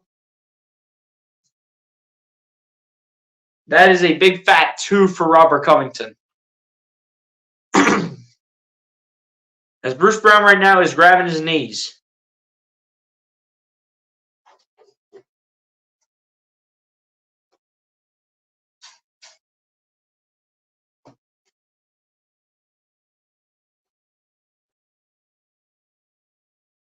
But Maxey to the line and shoot 2. First one at the line is good. Let's go. Get back in this game somehow. Let's go. As Tyrese Maxey actually has 2 different basketball shoes on. A pink shoe on his left and a purple shoe on his right. Interesting. Honestly. Second one at the line for Maxey is good. 74-67 is the score. As Andrew Nembhard bringing the ball down the floor against Tyrese Maxey. Nembhard going to his right.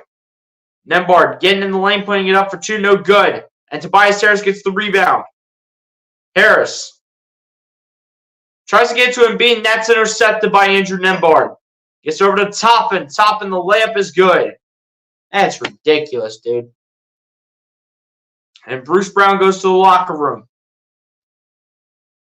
As Melton has the ball, finds Embiid. Embiid, guarded by Isaiah Jackson, backing in, kicking out to Maxey. Maxey the pump fake. Maxey delivering it to Embiid. Embiid under the basket with a reverse layup for 2, and it's good for Joel Embiid. All right, come on, let's play defense here. Let's go. Isaiah Jackson gets it over to Obi Toppin. Rocco trying to get a little scrappy. Toppin keeps it in. It's going to be a foul called on the Sixers. Looks like it's going to be on Tobias Harris. And yes, it will.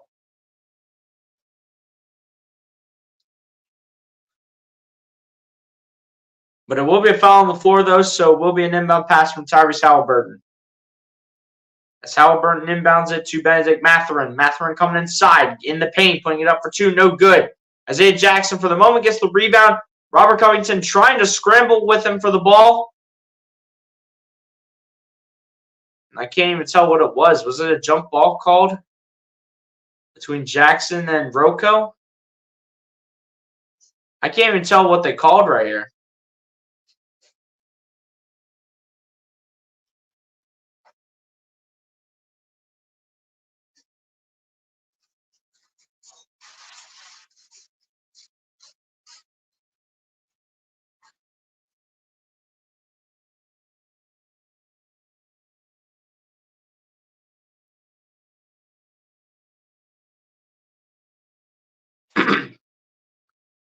First one on the line for Isaiah Jackson is no good. Goes off the back rim, the front rim, and misses.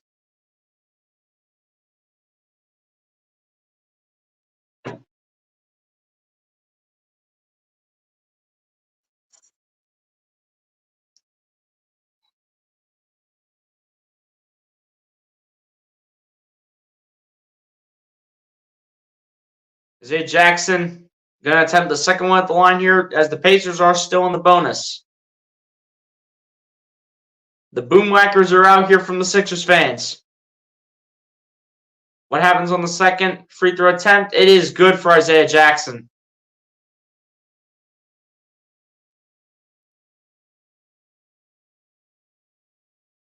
Here we go. Here's Melton with the ball. Gets it over to Patrick Beverley. Gets it over to Maxey. Maxey going to his right. Gets around an Embiid screen. Throws a dart to Beverley in the corner for 3. That's short. Beverley tried for the rebound.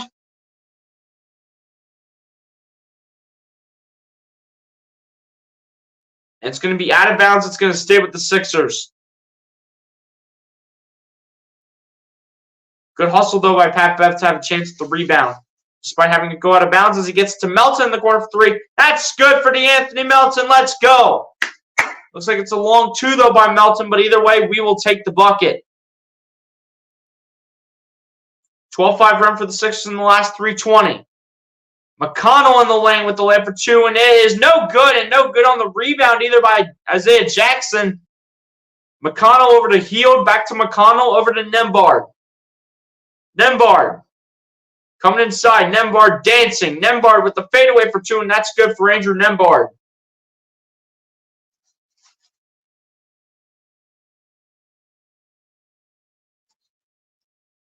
Here we go. Here's Maxey with the ball. Maxey coming inside, kicking it out to Embiid. Embiid back out to Maxey. Maxey guarded by Nembhard, back to Embiid. Embiid guarded by Isaiah Jackson. Embiid looking for options. Embiid looking for room. Finds Bev. Patrick Beverley in the lane, laying it up for Harris for two, and it's good. Let's go. Come on. Fight with this team for however long it takes. Buddy Hield with the ball here for the Pacers. Gets it over to McConnell. McConnell up for two, and it's good. Another mid-range jumper for TJ McConnell. It's crazy. As Embiid lobs up to Tobias Harris. Harris scored by Buddy Hield, spinning. Harris the layup for two, and it's no good. Come on, Harris. We need that made. Need to make those. As McConnell gets the rebound. McConnell driving. Finds Toppin for the reverse layup, and it's good again. Jeez. This team just does not want to stop.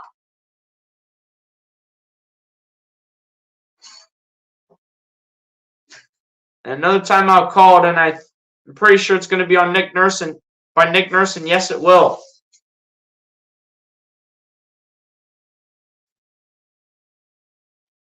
You should play for the 76ers. Yeah, for me, SC Sports Talk, that's not going to be the case. I've lost my jump shot. I lost my jumper from what it was ever since I took footage of me shooting a jump shot. I've lost it a little bit. That's number one right there. Number two, I can play a little bit of defense, but at the end of the day, I'm a little inconsistent. And then number three, honestly, my height and weight would honestly not match up together, honestly.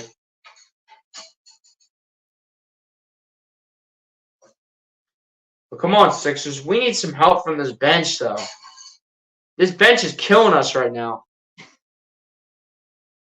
This bench is absolutely killing us right now.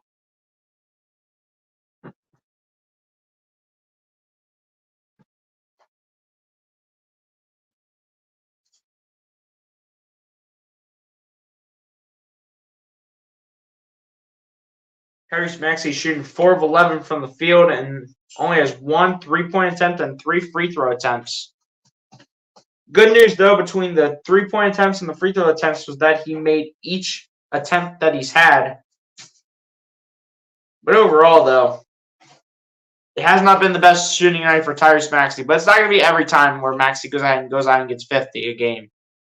That's just not going to be the case.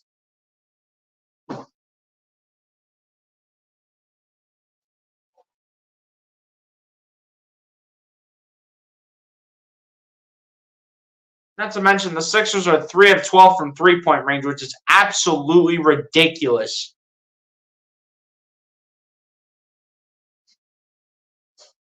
Pacers are 11 of 28, but at least they know how to make like almost half their free throws, or rather half their three-pointers.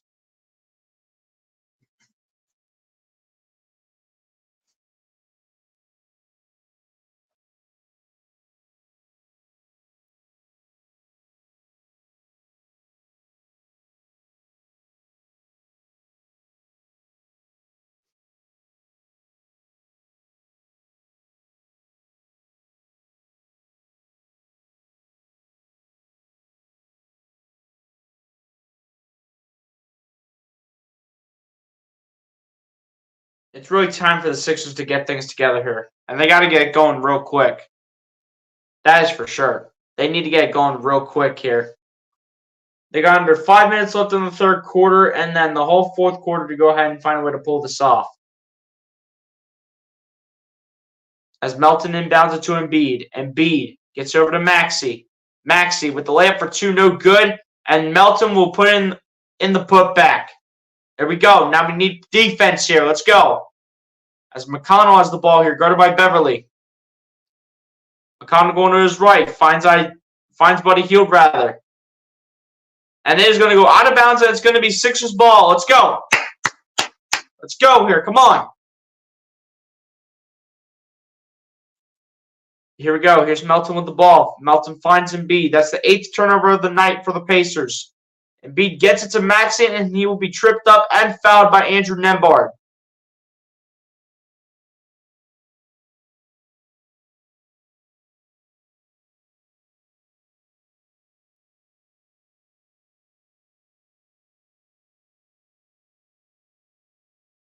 Like your hat. Appreciate that, SG Sports Talk. I'm going to try to start wearing these more for when I do Sixers streams instead of the beanie. I try to start wearing these hats more. As Daniel House inbounds it here to Joel Embiid. Embiid guarded by Isaiah Jackson. Embiid kicking it out to Marcus Morris shooting the three. That's too strong. It's going to be rebounded by Isaiah Jackson. It goes down the other end to McConnell, who lays it up and lays it in for two.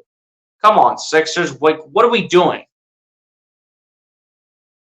As Melton gets it over to Joel Embiid. Embiid in the lane, putting it up for two and putting it in off the glass.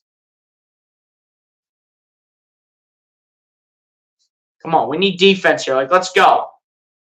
McConnell guarded by Patrick Beverly. McConnell kicking it out to Nembhard. Over to Aaron Nesmith. Back to Nembhard. Nembhard, the high-arcing triple. No good. It's going to be rebounded by Patrick Beverly. And he'll bring it down the floor with under 4 minutes to go in the third quarter. Beverly gets it to Embiid. Embiid out to Melton. Melton, the sidestep three. And it's good for DeAnthony Melton. Huge three where it matters most for D-Melt. Let's go. Huge three when it matters for the Sixers overall as a whole. McConnell with the ball. Finds, to believe that is Nesmith. Nesmith, the three ball is no good, and Melton gets the rebound. Here we go. Come on. Melton lobs up to Embiid. Embiid in the paint, putting it up and in for two. Let's go. Timeout called by the Pacers. That's the Sixers basketball we've been waiting to see. And we're finally waking up here in the second half. Better late than never. Let's go. Let's go here. Come on. Let's stop playing around. Let's stop clowning around on the floor. Let's play some serious Sixers basketball like we've done all season. All season we played good basketball. It didn't look good in the first half, and it didn't look good to start the third quarter, but now the Sixers have really went ahead, picked it up, actually learned how to play a lick of defense, learned how to make their shots. The bench scoring, though, on the other end still needs a little bit of work. But overall, 2 of the 3 categories that needed to be changed have been changed so far. And you got to love it. Like, let's go. Let's go here.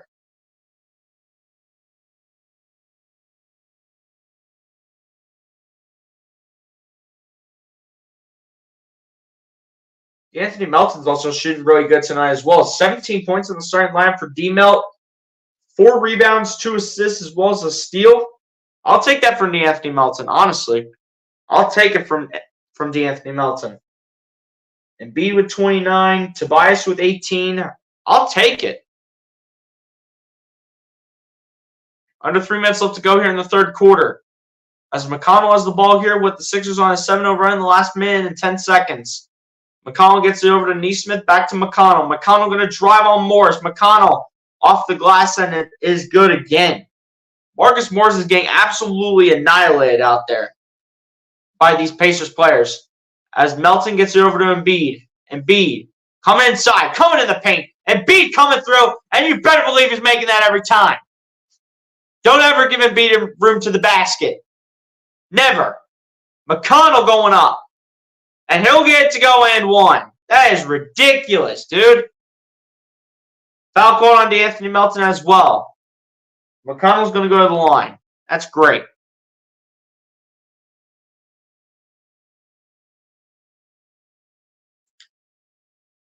Melton, you need to keep your hands off. You need to keep your hands off of TJ McConnell. Can't afford these late game mistakes. Can't afford that. Just can't afford it right now. 9 points on the quarter for TJ McConnell, 11 points overall. As Joel Embiid is going to be fouled here by TJ McConnell. Also gets help from De'Anthony Melton.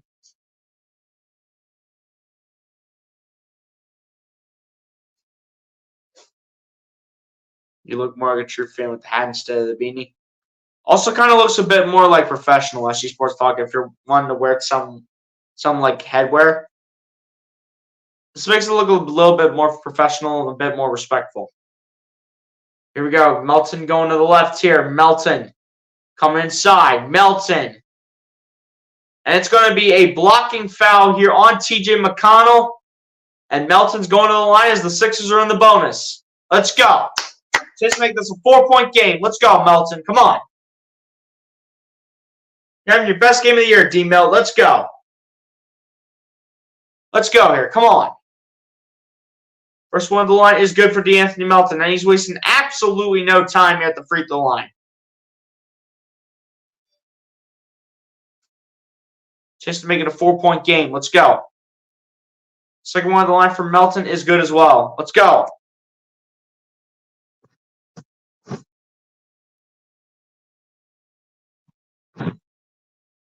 Here we go. Here's Haliburton with the ball. Gets over to Toppin for 2, and it's good. Over both Beverly and Embiid.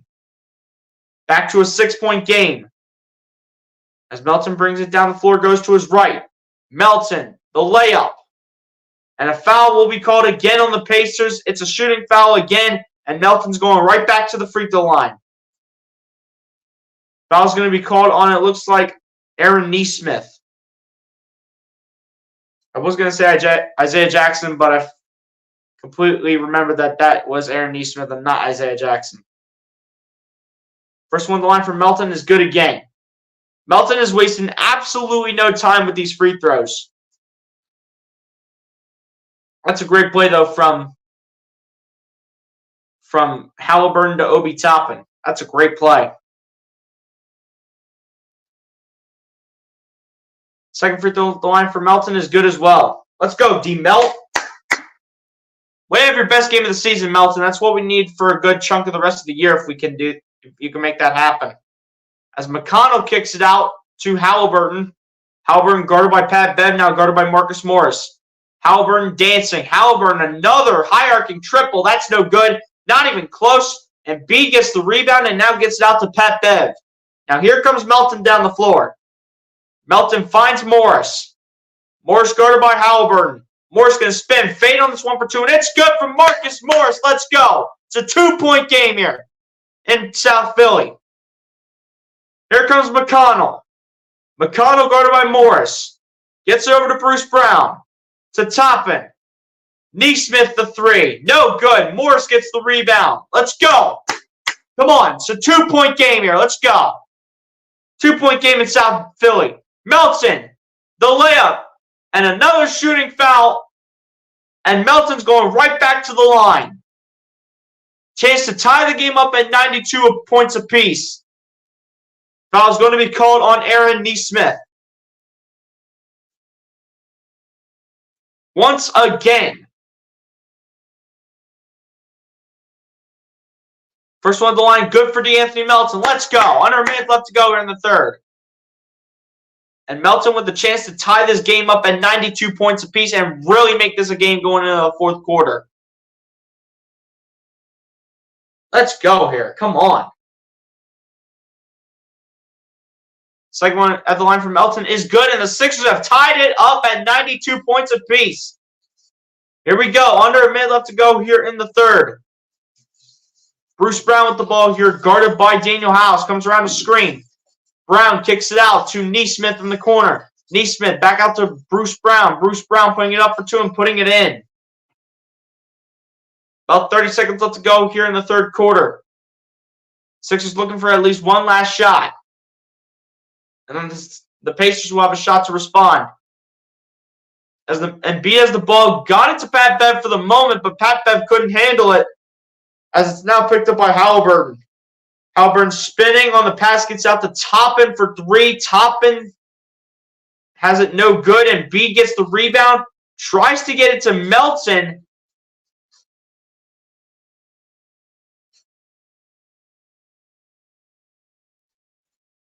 Not sure what they're going to call here. I think it's going to be a foul called on the Pacers, I think.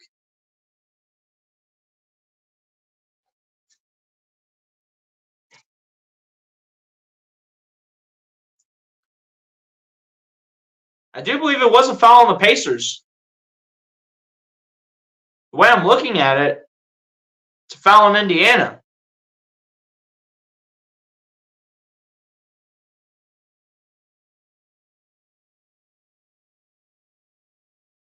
Can't even tell what's happening on the other end, but I know the Sixers went to the other end of the floor. That's because Melton's got 2 more free throws coming in hot. Let's go. First one at the line is good for DeAnthony Melton. Let's go. A little over 10 seconds left to go here in the third quarter. 13.4 to be exact.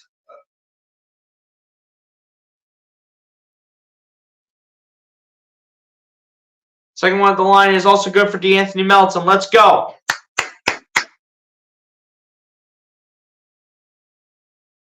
Bruce Brown with the ball gets over to Halliburton. Halliburton facing pressure. Gets over to Hield. Hield to Halliburton. Halliburton driving. And Embiid takes that away. But a foul is going to be called on the Sixers.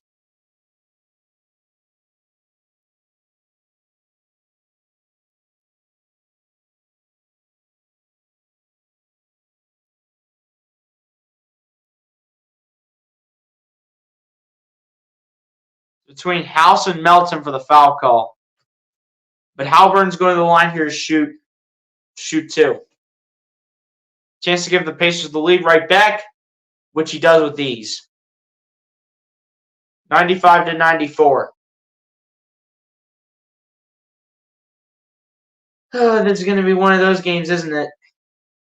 Where it just comes down to the wire. Second one of the line is missed by Halliburton. Morris will just handle it. And the Pacers will only be up by 1 going into the fourth quarter. Huge quarter right there from the Sixers, scoring 40 points in the third. And they have a chance to really make this game interesting as they're only down by 1 point going into the fourth quarter by a score of 95-94. Let's go.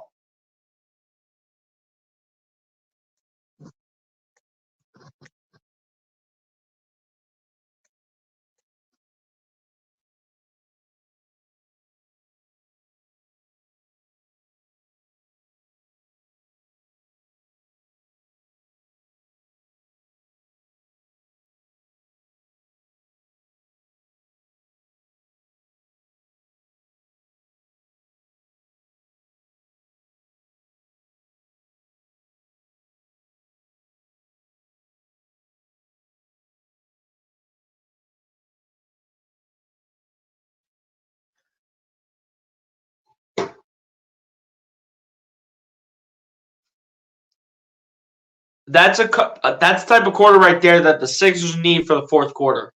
They got to put everything into this fourth quarter right here.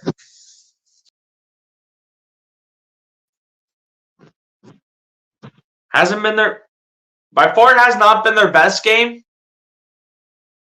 but they have found ways to come back, make good enough adjustments to come back into the game. And once again, like we've seen in the past, they've had a chance to win.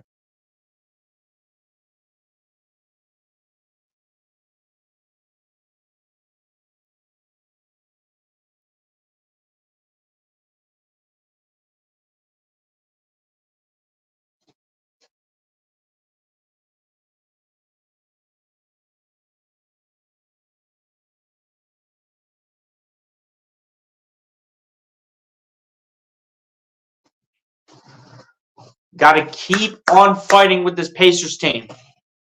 Got to. Got to keep on fighting with this Pacers team.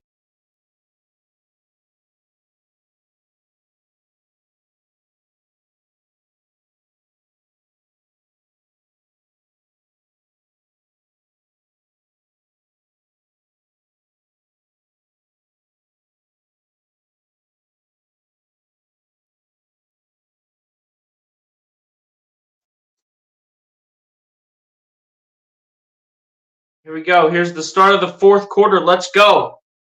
As Patrick Beverley gets us started with the ball here, gets over to Marcus Morris. Morris started by Buddy Hield. Morris backing in. Morris going to go with a fadeaway here against Buddy Hield, and that's no good. It's going to be rebounded by the Pacers. As Buddy Hield goes to his left, gets it over to Miles Turner, gets it over to Halliburton. Halliburton in the lane, gets it over to Turner, and Turner's going to throw it down. Not the ideal start that the Sixers want. Got to be better than that, though. As Paul Reed gets it over to Tobias Harris. Harris in the lane, lays it up and lays it in. All right, let's go. Let's go here. Come on.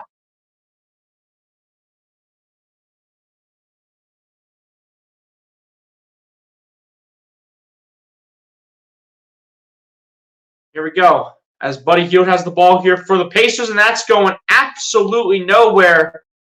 But it does go off of a Sixer. I don't know who it went off of, though. Probably went off of Tobias. Not him, it probably went off of Patrick Beverley. As Halliburton tries to find a gap, runs right into Maxey. Gets it over to Dewey, that was Nesmith again. And that was good for Aaron Nesmith. Here we go. Harris with the pump fake. Gets it over to Maxey. Maxey going to his left. Maxey coming back to the right. Gets it over to Harris. Harris going to drive. Harris. Oh my goodness. And he just threw Bruce Brown to the floor, and Tobias Harris is hurt. Got smacked somewhere on the neck.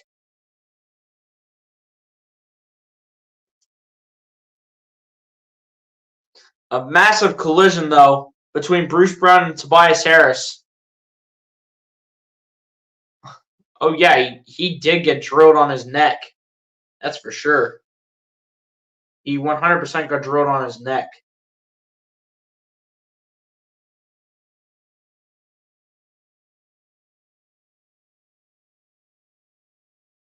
Yeah, he got absolutely nailed on his neck.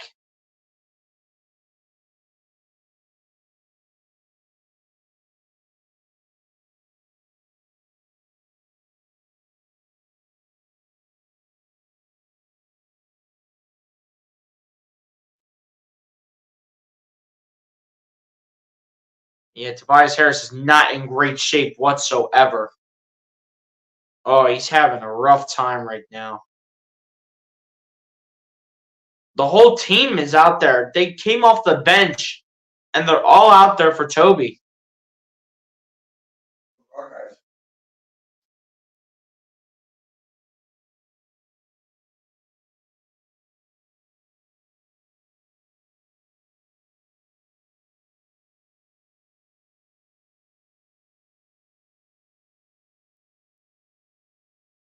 Tobias Harris is up and walking, though.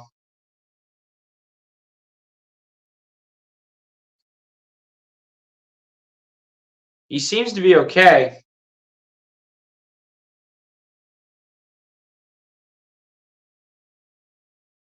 But it looks like it is going to be a foul on Bruce Brown. Harris did try taking the shot, though.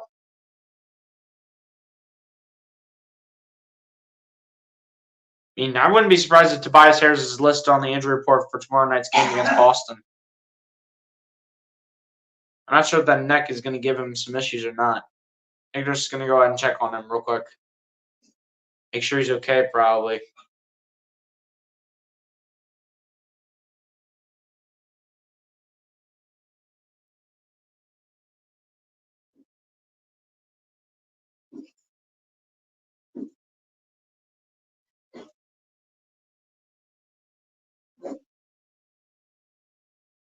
And they're going to actually take Tobias Harris to the locker room here. So someone's going to have to replace Tobias at power forward. Or small forward, whichever way you want to look at it for where Tobias Harris is playing. For the moment, he's okay. But it looks like we're going to see Kenyon Martin Jr. check in for the first time tonight. As he's going to replace Tobias Harris. or it's small forward or power forward or wherever Tobias was playing.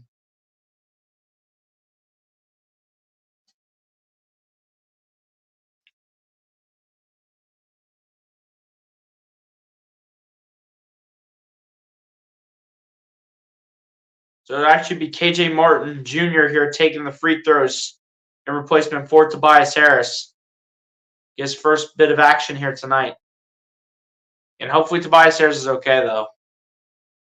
He'll definitely be on the injury report tomorrow, though, for the neck injury. First one, the line's no good for KJ Martin. Come on, dude. I get you. First, a little bit of action here, but can't afford to be missing free throws. Can't afford it.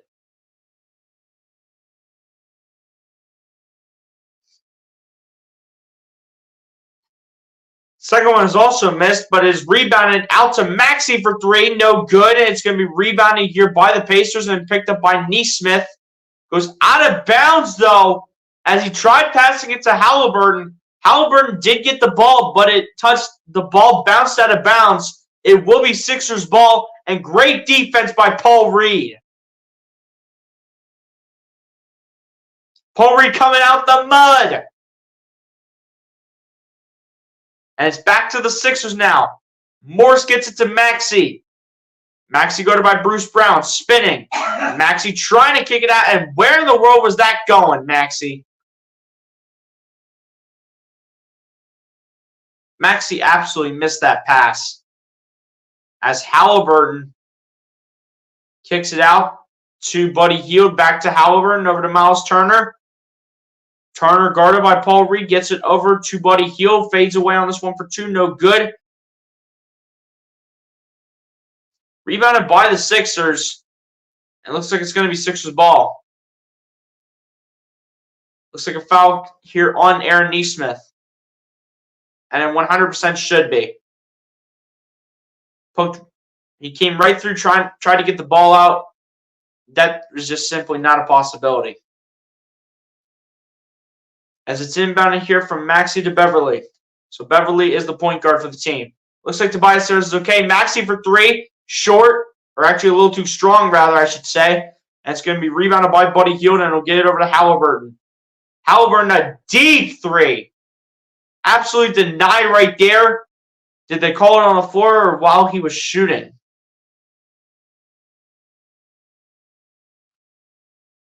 Man, Tobias Harris is one tough dude as he is right back into the game here for the Sixers.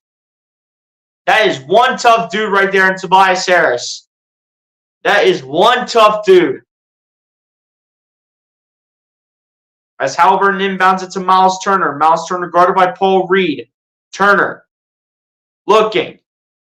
Gets it over to Halliburton, who finds Buddy Hield. And it is going to be an offensive foul here against Indiana. Let's go. That is what we are talking about. Let's go. Great defense by the Sixers. And here they come. As Maxey's the ball here, guarded by Bruce Brown. Maxey looking for a shot. Finds Harris. Harris backing into Buddy Hield. Harris with a fadeaway shot for two. And it's good off the glass. Let's go, Toby. Come on. Let's go here. And just like that, Bruce Brown going to bounce back with the finger roll layup of his own. Sixers desperately need to shoot a three right here. Maxey looking. Takes the three. Gets the three. Tyrese Maxey ties it up at 101 apiece. Here we go. This game just got interesting. Turner with the ball here, guarded by Harris. Turner dancing. Turner gets it over to Bruce Brown. Bruce Brown guarded by Harris. Bruce Brown, the fadeaway, no good. Airballs it. Turner gets it back, but it's going to be a foul called, I do believe, on Paul Reed. Holy cow.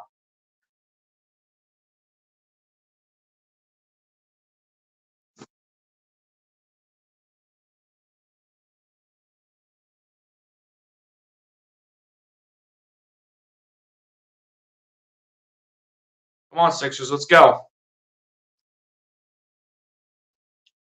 as Miles Turner will go to the free throw line here. First one at the line is no good for Miles Turner. Really gives the Sixers a chance right here, depending on if he misses both.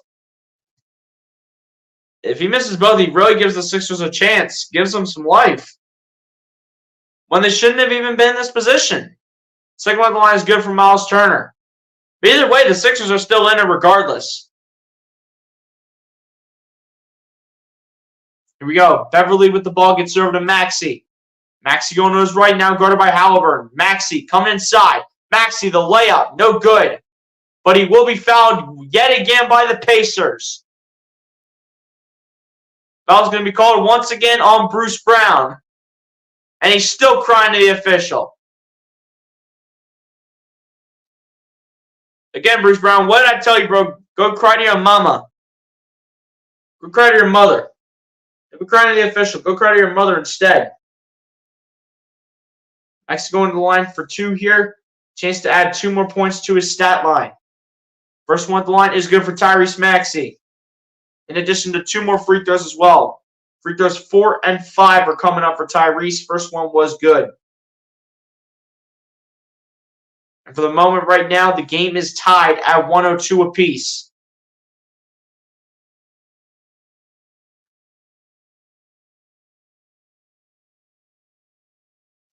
Second one at the line is also good for Tyrese Maxey to give the Sixers the lead again. This team will go absolutely nowhere. This team never quits. Let's go. Here's Toppin coming inside. Rejected by Reed. But a goaltend's going to be called on B-Ball Paul. So an automatic 2 points for Obi Toppin. Yeah, it did get to the glass first. So 22 points right there for Obi Toppin. Maxey at 3 at the top of the key. Comes up short. Going to be rebounded by Halliburton. He'll get out to Toppin. This game is going back and forth. Halliburton going to the left. Halliburton to Turner. Turner, the 3. Short. Maxey gets the rebound.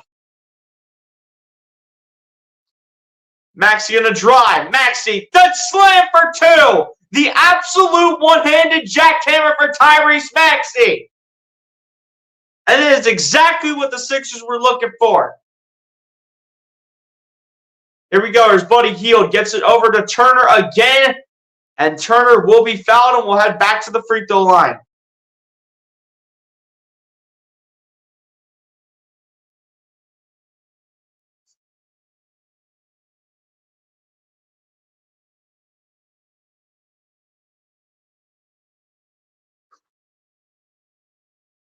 Guys, my heart's pounding right now. I'm not even going to lie. This is crazy. First one on the line for Miles Turner is barely just good. And they'll tie it up at 105, and looks like the Pacers are going to call a timeout.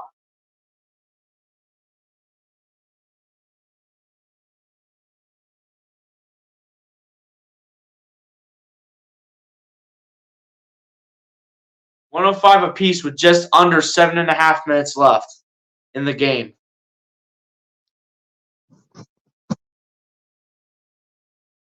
My gosh, this is so close right now. This is so close right now. This is going to really come down to the wire. And again, guys, the Pacers want revenge after what happened on Sunday. I'm telling you guys right now. The Pacers want revenge after what happened on Sunday, where they were in the game with the Sixers and then the Sixers just started to go ahead and run away with it. This time the Pacers look to find a way to win, but the Sixers say, we're not going to make it that easy on you. We're not going to make it that easy. No matter how much we struggled and no matter how much we've come back, we're not going to make it that easy.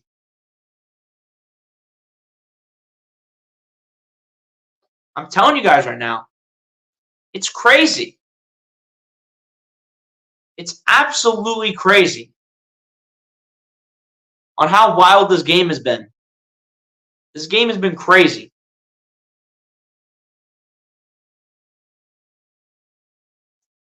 Another double-double from Joel Embiid. 31 points, 10 rebounds.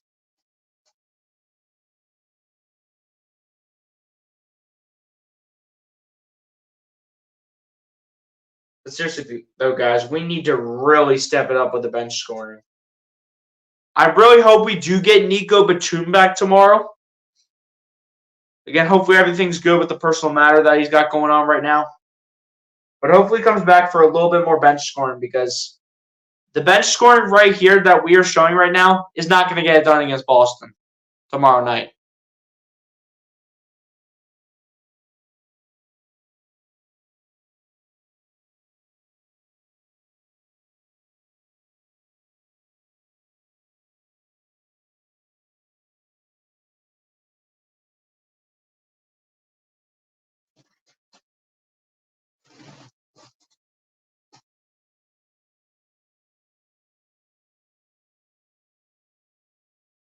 Tied up at 105. Like, here we go.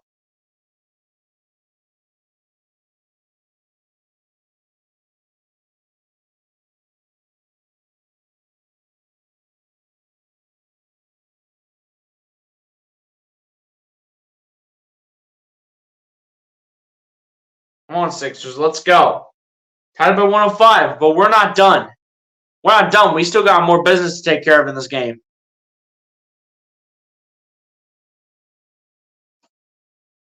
$19 points for Tyrese Maxey, 6 of 17 from the field, 2 of 4 from 3. Let's go.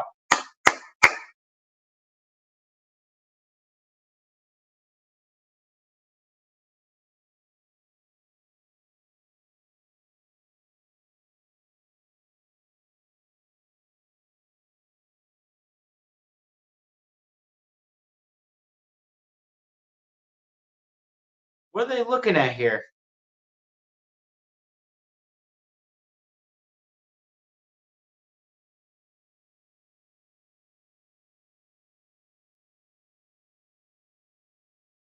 I'm not even sure what they're looking at, though.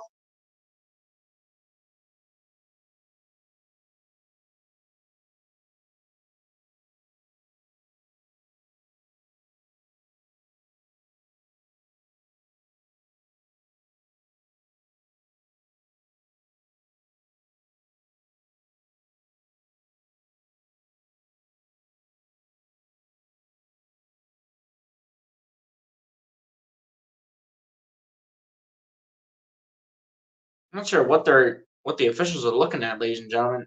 I can't even tell you. I can't even tell you what they're looking at right now.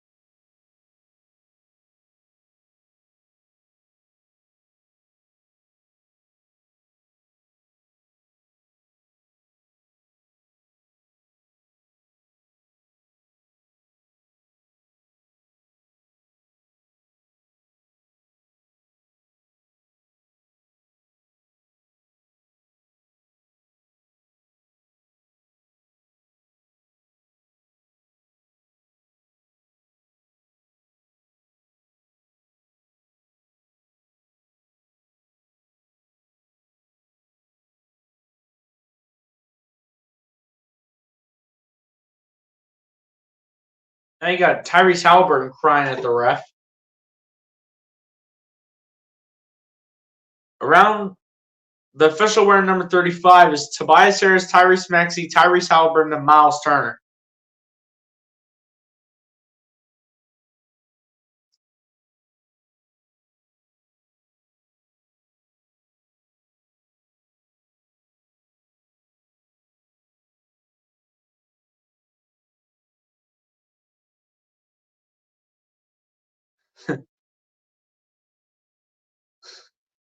As Halliburton just went ahead and did one of these moments. He just did one of those. Looks like it's something that's against the Pacers. Like, how long does it take to look at one stinking play? The officials take eternity.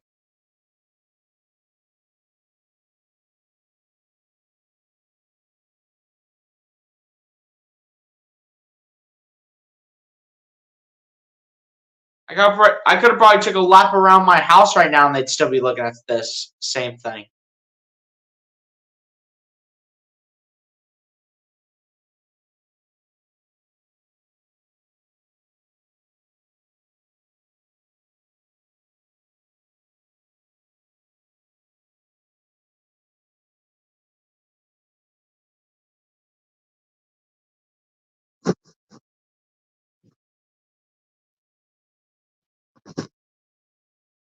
Like this thing that the refs are reviewing is taking absolutely forever. I'm telling you guys, I could go take a lap around my house right now and they'd still be reviewing this, whatever they're looking at. So it looks like it's a random free throw here for Tyrese Maxey. Not around the guys, though. But the free throw is good for Tyrese, regardless. And that right there I'll take.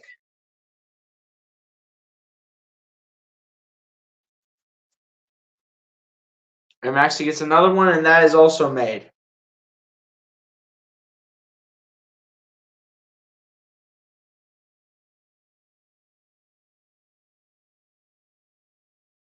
It looks like Miles Turner will get a couple. 21 points right now for Tyrese Maxey, 7 of 7 from the free throw line.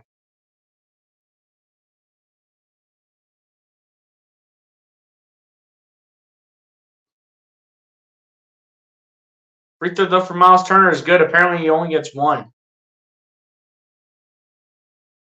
Here we go. 107-106. Sixers got the lead. Here we go. Beverly with the ball here for the Sixers. Gets it over to Paul Reed. Reed gets it over to Maxey. Maxey coming inside. Gets it over to Paul Reed, and it's going to be a travel. Going to be a travel on Paul Reed, it looks like.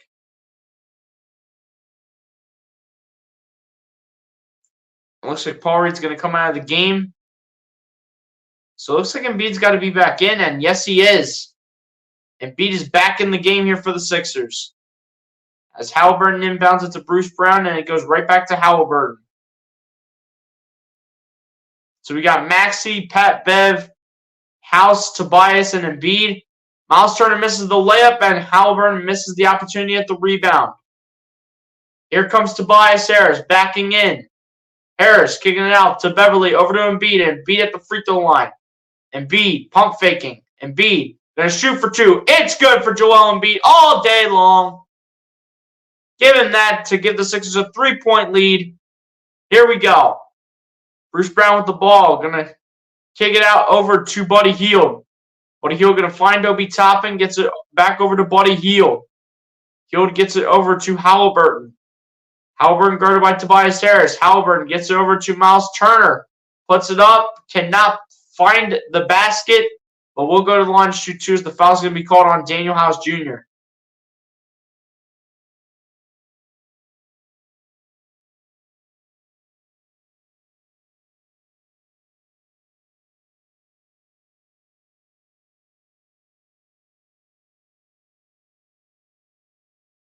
First one on the line is good for Miles Turner.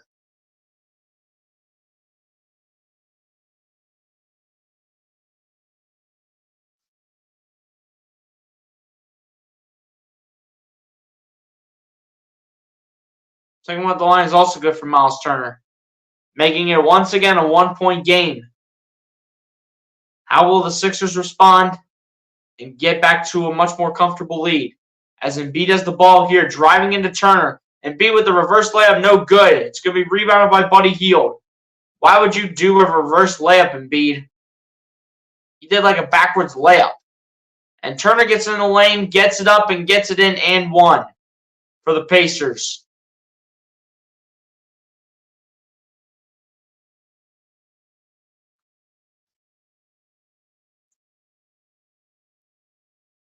Miles Turner a chance to make it a 2-point Pacers lead yet again.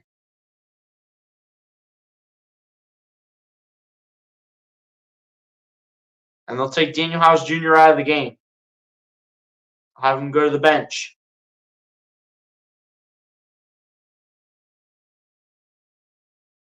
Free throw is good for Miles Turner, and the Pacers are back up to a 2-point lead. So it looks like they got Patrick Beverley running with the starting unit. So every starter is in except for Robert Covington. And Embiid gets in the lane and nearly throws down a jackhammer as he almost puts it in, gets rejected, and into the hands of Halliburton as he matches up against Pat Bev. It looks like we got a foul call on Pat Bev, on Patrick Beverley. And Embiid almost ended the career of Miles Turner.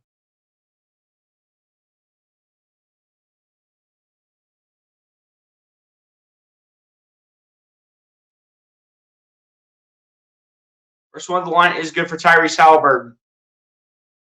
Come on, Sixers. We got to bounce back here. How much do we have? We got 5:39 left to go here to win this game. Let's go. Second one on the line is also good for Halliburton. Come on, guys. We got over 5 minutes here. Let's go. Make something happen. Here we go. Here's Maxey with the ball rolling to his right. Maxey the layup for two. And that is going to be a goaltend here. Maxey with an automatic 2 more points.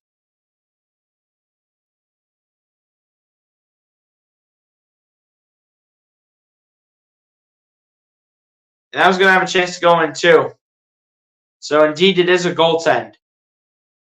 Here we go. Here's Halliburton with the ball. Halliburton getting it up. And Obi Toppin absolutely posterized Tyrese Maxey. 9-2 run for the Pacers in the last minute and 15 seconds. 115-111 Pacers is the score.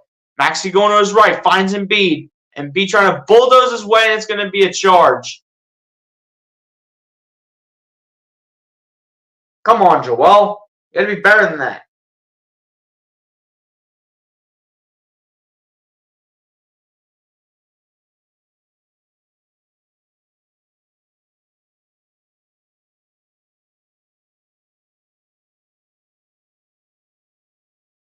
Here we go. Here's Halliburton with the ball here for the Pacers. Halliburton going to drive, going to finger roll, lay it up and in for 2 again. This Pacers team just doesn't quit. Sixers, we need to bounce back. Let's go. Maxey going to his right. Maxey trying to find House. House out to Embiid. Embiid to Melton. Melton the 3-ball. Good for DeAnthony Melton. Keeping the Sixers alive. Let's go. Let's go here. Even if it's got to be close, let's keep on battling. Melton with 28 points right now. Halliburton, the high arcing triple, not even close. And Harris gets the rebound. Sixers with a chance to tie it up or be down by 1. Maxey with the ball here going to his right. Kicking it out. Finds Harris. Harris finds Embiid. Embiid in the lane. Embiid with the layup for 2. No good, but he will go to the line to shoot 2. The foul is called on Miles Turner.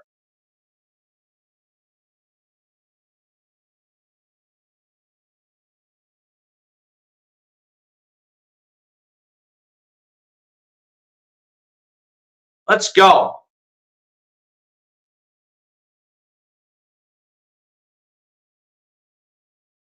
And be with a chance to make it a 1-point game here. Let's go.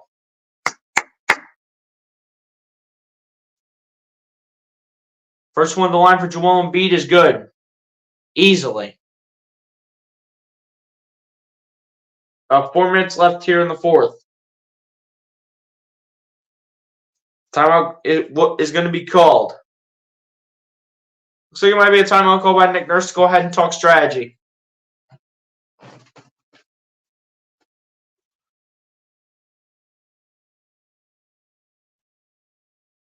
These final few minutes are going to be crucial, for sure.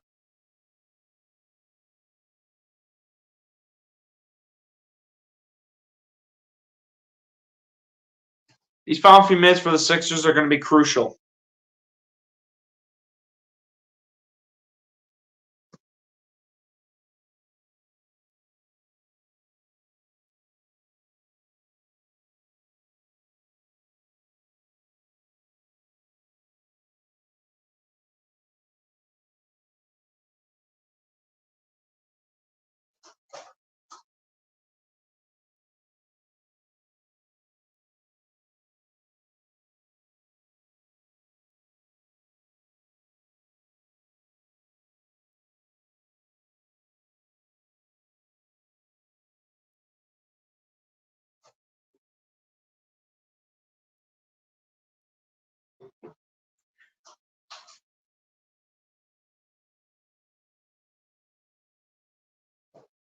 I'm going to tell you guys one thing, though. The only reason why the Sixers are even in a close game with the Pacers up to this point in the game, or just like barely behind, or the reason they're in this game, is because 4 of their 5 starters, aka anybody outside of Robert Covington, has 20 points or more. Robert Covington's only got 2. The bench combined has 6 points off the bench. Anyone outside of 4 out of the 5 starters not named Robert Covington has a combined 8 points. That is absolutely ridiculous. You can tell how much the Sixers miss Kelly Oubre and Nico Batum.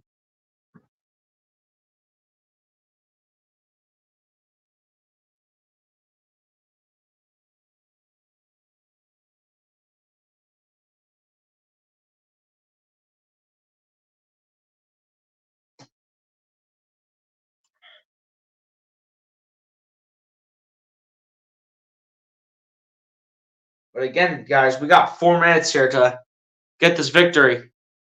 Go to 9-1 on the year. We got 4 minutes.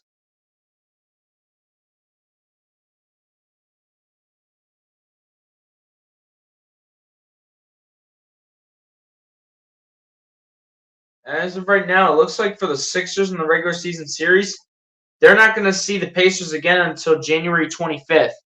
Second one at the line for Embiid is good. All right. Sixers down by 1, continuing to battle. Here we go. About 4 minutes left. Embiid with 35 points, 15 of 15 from the free throw line. Here's Halliburton with the ball. Halliburton gets over to Miles Turner. Turner with the layup is good. Come on, Joel. I need you playing defense right there. Like, let's go. I need you playing defense, Joel. As Maxi's the ball here for the Sixers. Maxi coming around an Embiid screen. Finds Melton. Melton a deep 3. No good. Embiid snags the rebound. Gets out to Maxi. Maxi the 3. Cannot get it. And it's rebounded by Obi Toppin. Guys, the 2s are working. Let's stick with the 2s. Let's stick with the 2-pointers here. None of the teams have shot well from 3 tonight. Pacers have shot 31%. The Sixers have shot 30%. As Buddy Hield gets over to Miles Turner, over to Halliburton, back to Turner. Turner for 3, and that's good. Jeez, dude. Come on. Under 3 minutes left. Come on, Sixers. You got to find some type of rhythm here. Maxi going to his left here. Maxi going in the lane. And that's denied by Miles Turner. Go out of bounds. It'll be Sixers ball. 12 seconds on the shot clock.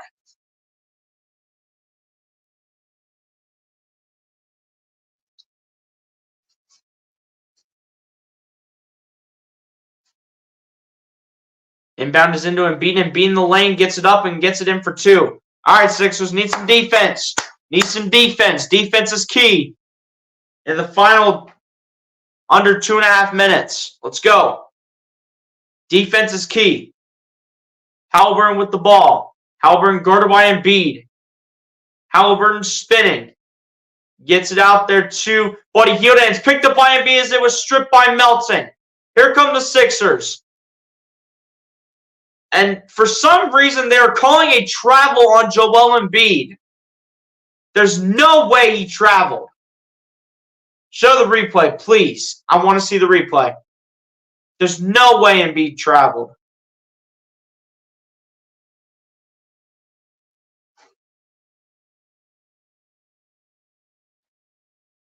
That is crazy. Bruce Brown with the ball here, gets in the lane, gets it up, and gets it in. Are you kidding me? You've got to be joking. You've got to be joking, dude. Under 2 minutes left now. As Maxi's the ball goes to his left. Maxi puts it up for 2. No good. No foul called either. That's ridiculous, dude. Miles Turner coming through, matching up with Embiid, putting it up for 2. No good. Patrick Beverley gets the rebound. Beverley finds Embiid.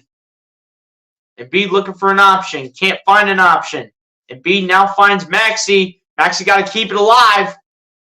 Gets it out there, and Embiid has it. Embiid needs an option badly. Embiid just chucks up a shot. And that is not even close. I don't know. I don't even know what Embiid was doing right there, honestly. I don't even know what he was doing.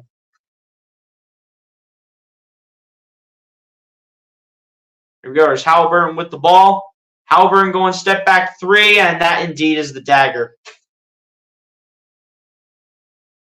As Halliburton makes another one. This dude, Tyrese Halliburton. This dude, he's so annoying to play.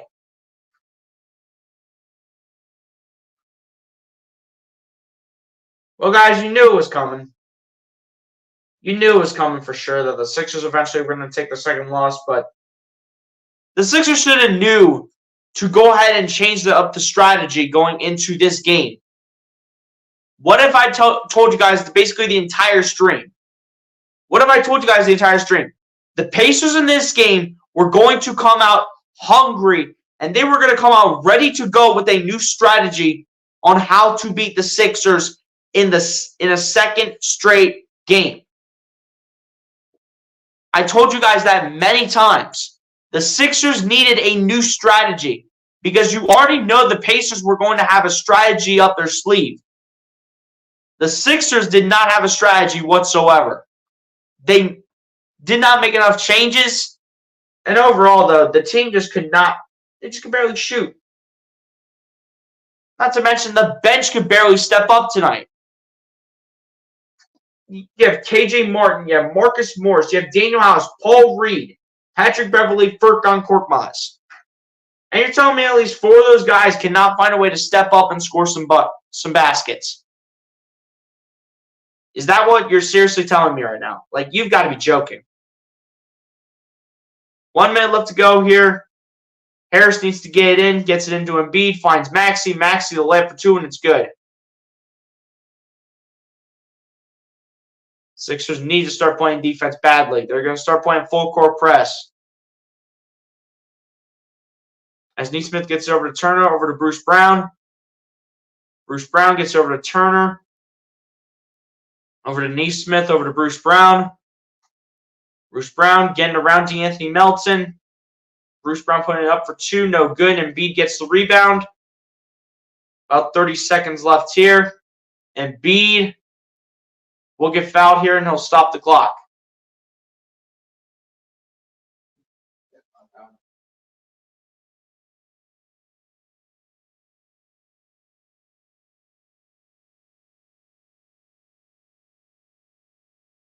Embiid will go to the line here to shoot two regardless.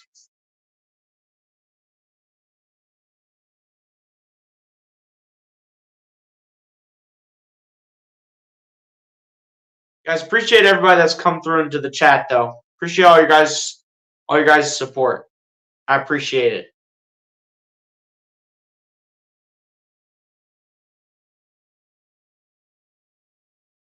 First one at the line for Embiid is good.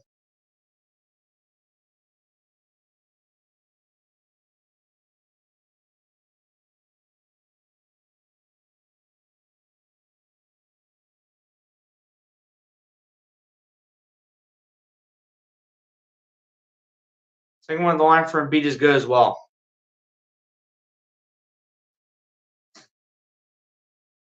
.39 points for Joel Embiid. 17 of those have come from the free throw line. As Halliburton inbounds it, Toppin holds on to it, and he'll be fouled by Maxey.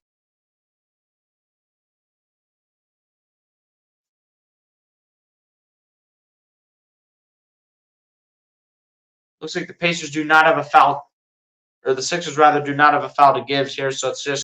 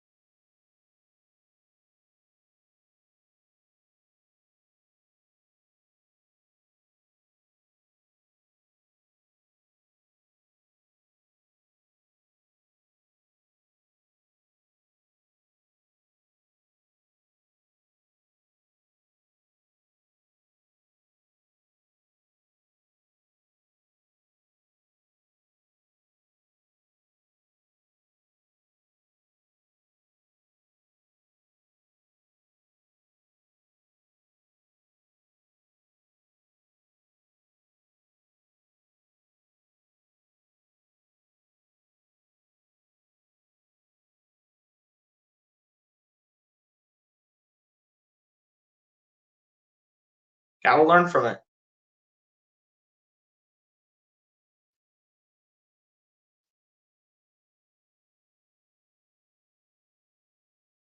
Second one is also good.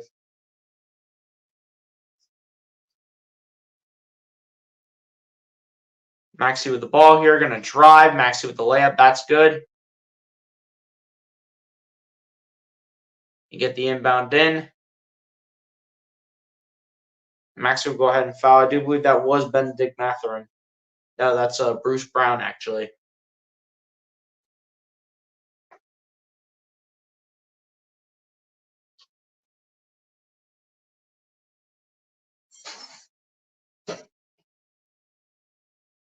To be fair, though, guys, this was not as smooth as the way it was in the Sixers' first loss against Milwaukee, but it was still a hard-fought battle. The Pacers are they're a good team. Don't get it twisted. Don't underestimate the Pacers. They're really good, but they're honestly a really scrappy team. Second one is also good for Bruce Brown. They chew down in the final seconds here, under 10. Embiid with the deep three, no good. Halliburton will just dribble the ball out, and that is how the game comes to a close. Sixers lose it against the Pacers here, and they drop their second game of the year by a final score of 132 to 126. Another hard-fought battle. Sixers came up short. Player of the game goes to Tyrese Halliburton. 33 points, 11 of 18 from the field, 15 assists, no turnovers, 7 of 12 from 3.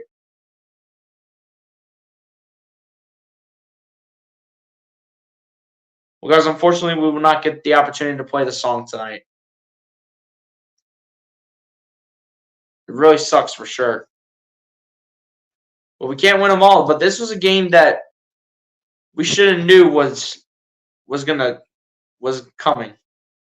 We should have knew this game was coming.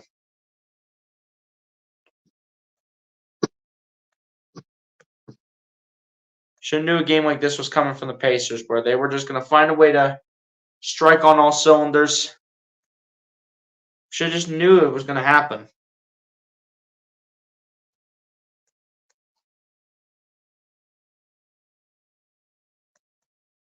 But again, another hard-fought battle. Congratulations to the Pacers on this win, though. They fought hard. They definitely changed up the strategy, and they found a strategy that worked for them. They're definitely going to be a team to look out for this year. With the talent that they have, especially led by Tyrese Halliburton, which we will get into the stats in just a little bit. But with the talent that they have, though, don't underestimate the Pacers, ladies and gentlemen. They have a good team.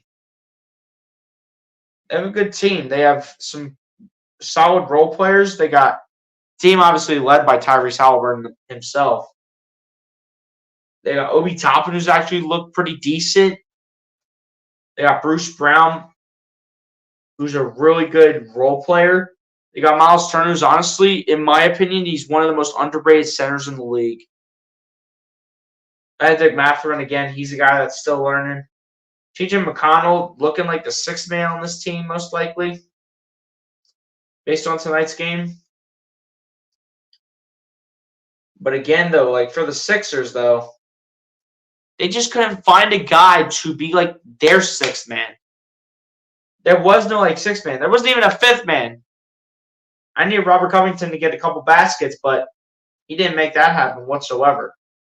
The whopping 2 points.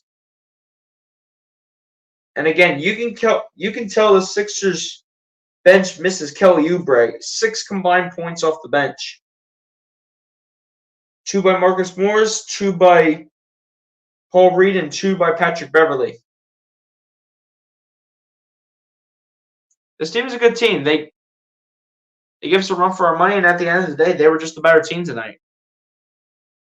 They were just the better team tonight. To be completely honest, they were just the better team. They played better. They knew they wanted to come into it with a different strategy. And you know what? Whatever strategy it was, it worked. It worked for them tonight. But ladies and gents, on that note, we're going to go ahead and get into the final stats here, and then we're going to go ahead and get out of here and head out for the night. Starting on the Indiana Pacers side, you guys pretty much know who led the team in scoring tonight. I said it earlier, it was indeed Tyrese Halliburton, finishing his night with 33 points, 7 rebounds, 15 assists, 2 steals, and a block. Following that up is Obi Toppin with 27 points, 6 rebounds, as well as an assist and a block.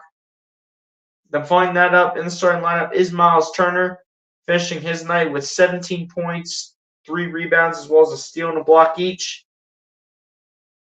And following that up was Bruce Brown, finishing his night with 14 points, 5 rebounds, 3 assists, and a steal.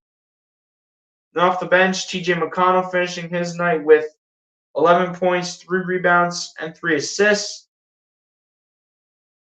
Then following that up, you had Benedict Mathurin wrapping up his night with 8 points straight up in the starting lineup. Isaiah Jackson finishing his night with 7 points, 9 rebounds, and 2 assists. Aaron Nesmith finishing his night with 6 points, 4 rebounds, and 2 assists, as well as a steal and a block each. Oh, Isaiah Jackson also had a block too. Completely missed that stat line. And then Jalen Smith wrapping up his night, finishing with 5 points as well as an assist. And then I did already get to TJ McConnell. Andrew Nembhard finishing his night with 2 points, 2 rebounds, 4 assists, as well as a steal. And then Buddy Hield wrapping up his night to round off the Pacers side of things, finishing his night with 2 points, 2 rebounds, as well as an assist and a steal to end off the final stats for the Indiana Pacers. Now over to the Philadelphia 76ers side. Joel Embiid leads the way for the Philadelphia 76ers with a double-double of his own, finishing his night with 39 points, 12 rebounds, 6 assists, and 3 steals. Following that up was actually DeAnthony Melton. My apologies for that. DeAnthony Melton follows it up, finishing his night with 30 points, 4 rebounds, 3 assists, as well as a steal. Then Tyrese Maxey comes in, finishes his night with 27 points, 4 rebounds, 6 assists, as well as a block. And Tobias Harris comes in and finishes his night with 22 points, 7 rebounds, 2 assists, as well as a steal. Robert Covington finishing his night with 2 points, as well as a rebound and an assist each, as well as a block. Then Marcus Morris Sr. finishing his night with 2 points, 3 rebounds, and an assist.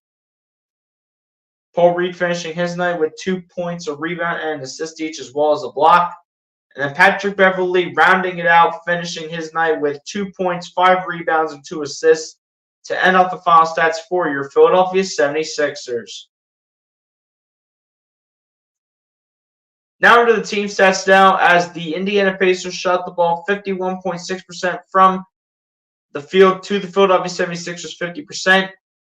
The Indiana Pacers finishing the ball 35.1% from three-point range to the Philadelphia 76ers 27.3%. The Philadelphia 76ers finishing the ball 97.1% from the free throw line to the Indiana Pacers 69.7%. The Indiana Pacers out-rebounded the Philadelphia 76ers in this one 41-38, and same on the offensive side of the ball, 10-5. The Indiana Pacers out-assisted the Philadelphia 76ers 32-22. The Pacers had more steals than the Sixers in the end of this game, 7-5. The Pacers also had more blocks in this game than the Philadelphia 76ers did, 5-3. The Sixers ended up losing the turnover battle in this one to the Indiana Pacers, 16-11. The Sixers had more had more points in the paint than the Indiana Pacers, 66-58, and then a total of 54 personal fouls called, 28 on the Indiana Pacers and 26 on the Philadelphia 76ers. And ladies and gents, on that note, that is how the final stats come to an end. Yet again, the Pacers beat the Philadelphia 76ers and snapped their 8-game winning streak by a final score of 132-126. A lot of credit to the Pacers in this game. Again, they played a hard-fought battle, hard-fought game. But what needs to improve going into tomorrow night's game against the Boston Celtics, number one, bench scoring. Number two, the turnovers. Number three, taking advantage of offensive plays when we have the opportunity. And number four, especially, playing good defense.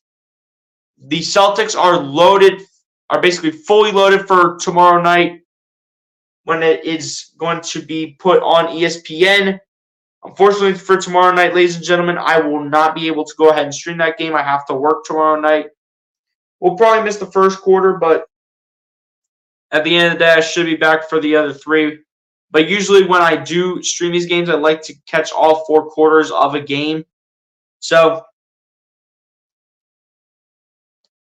I usually don't like missing any of the footage. Also, I like communicating with you guys, especially. So with that being the case, ladies and gentlemen, I will not be streaming the game tomorrow night against the Celtics.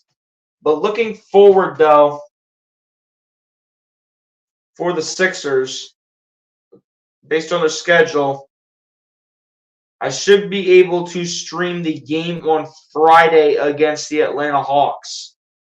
Also, for another game in the NBA in-season tournament for the group play. Should be able to stream that game. So, again, be sure to come on through and tune into that. And then I will be streaming the Ohio State versus Minnesota Golden Gophers game on Saturday. That game will be at 4 o'clock. Stream will probably be at like 3:45, something like that. Again, guys, this live stream right here was the first live stream of 3 live streams this week. Keep that in mind. But on that note, ladies and gents, that's pretty much going to go ahead and do it for me. Be sure to like and subscribe if you guys have not done so. And I'll talk to you guys in the next one. Peace, everybody. Have a good night, y'all. God bless and peace.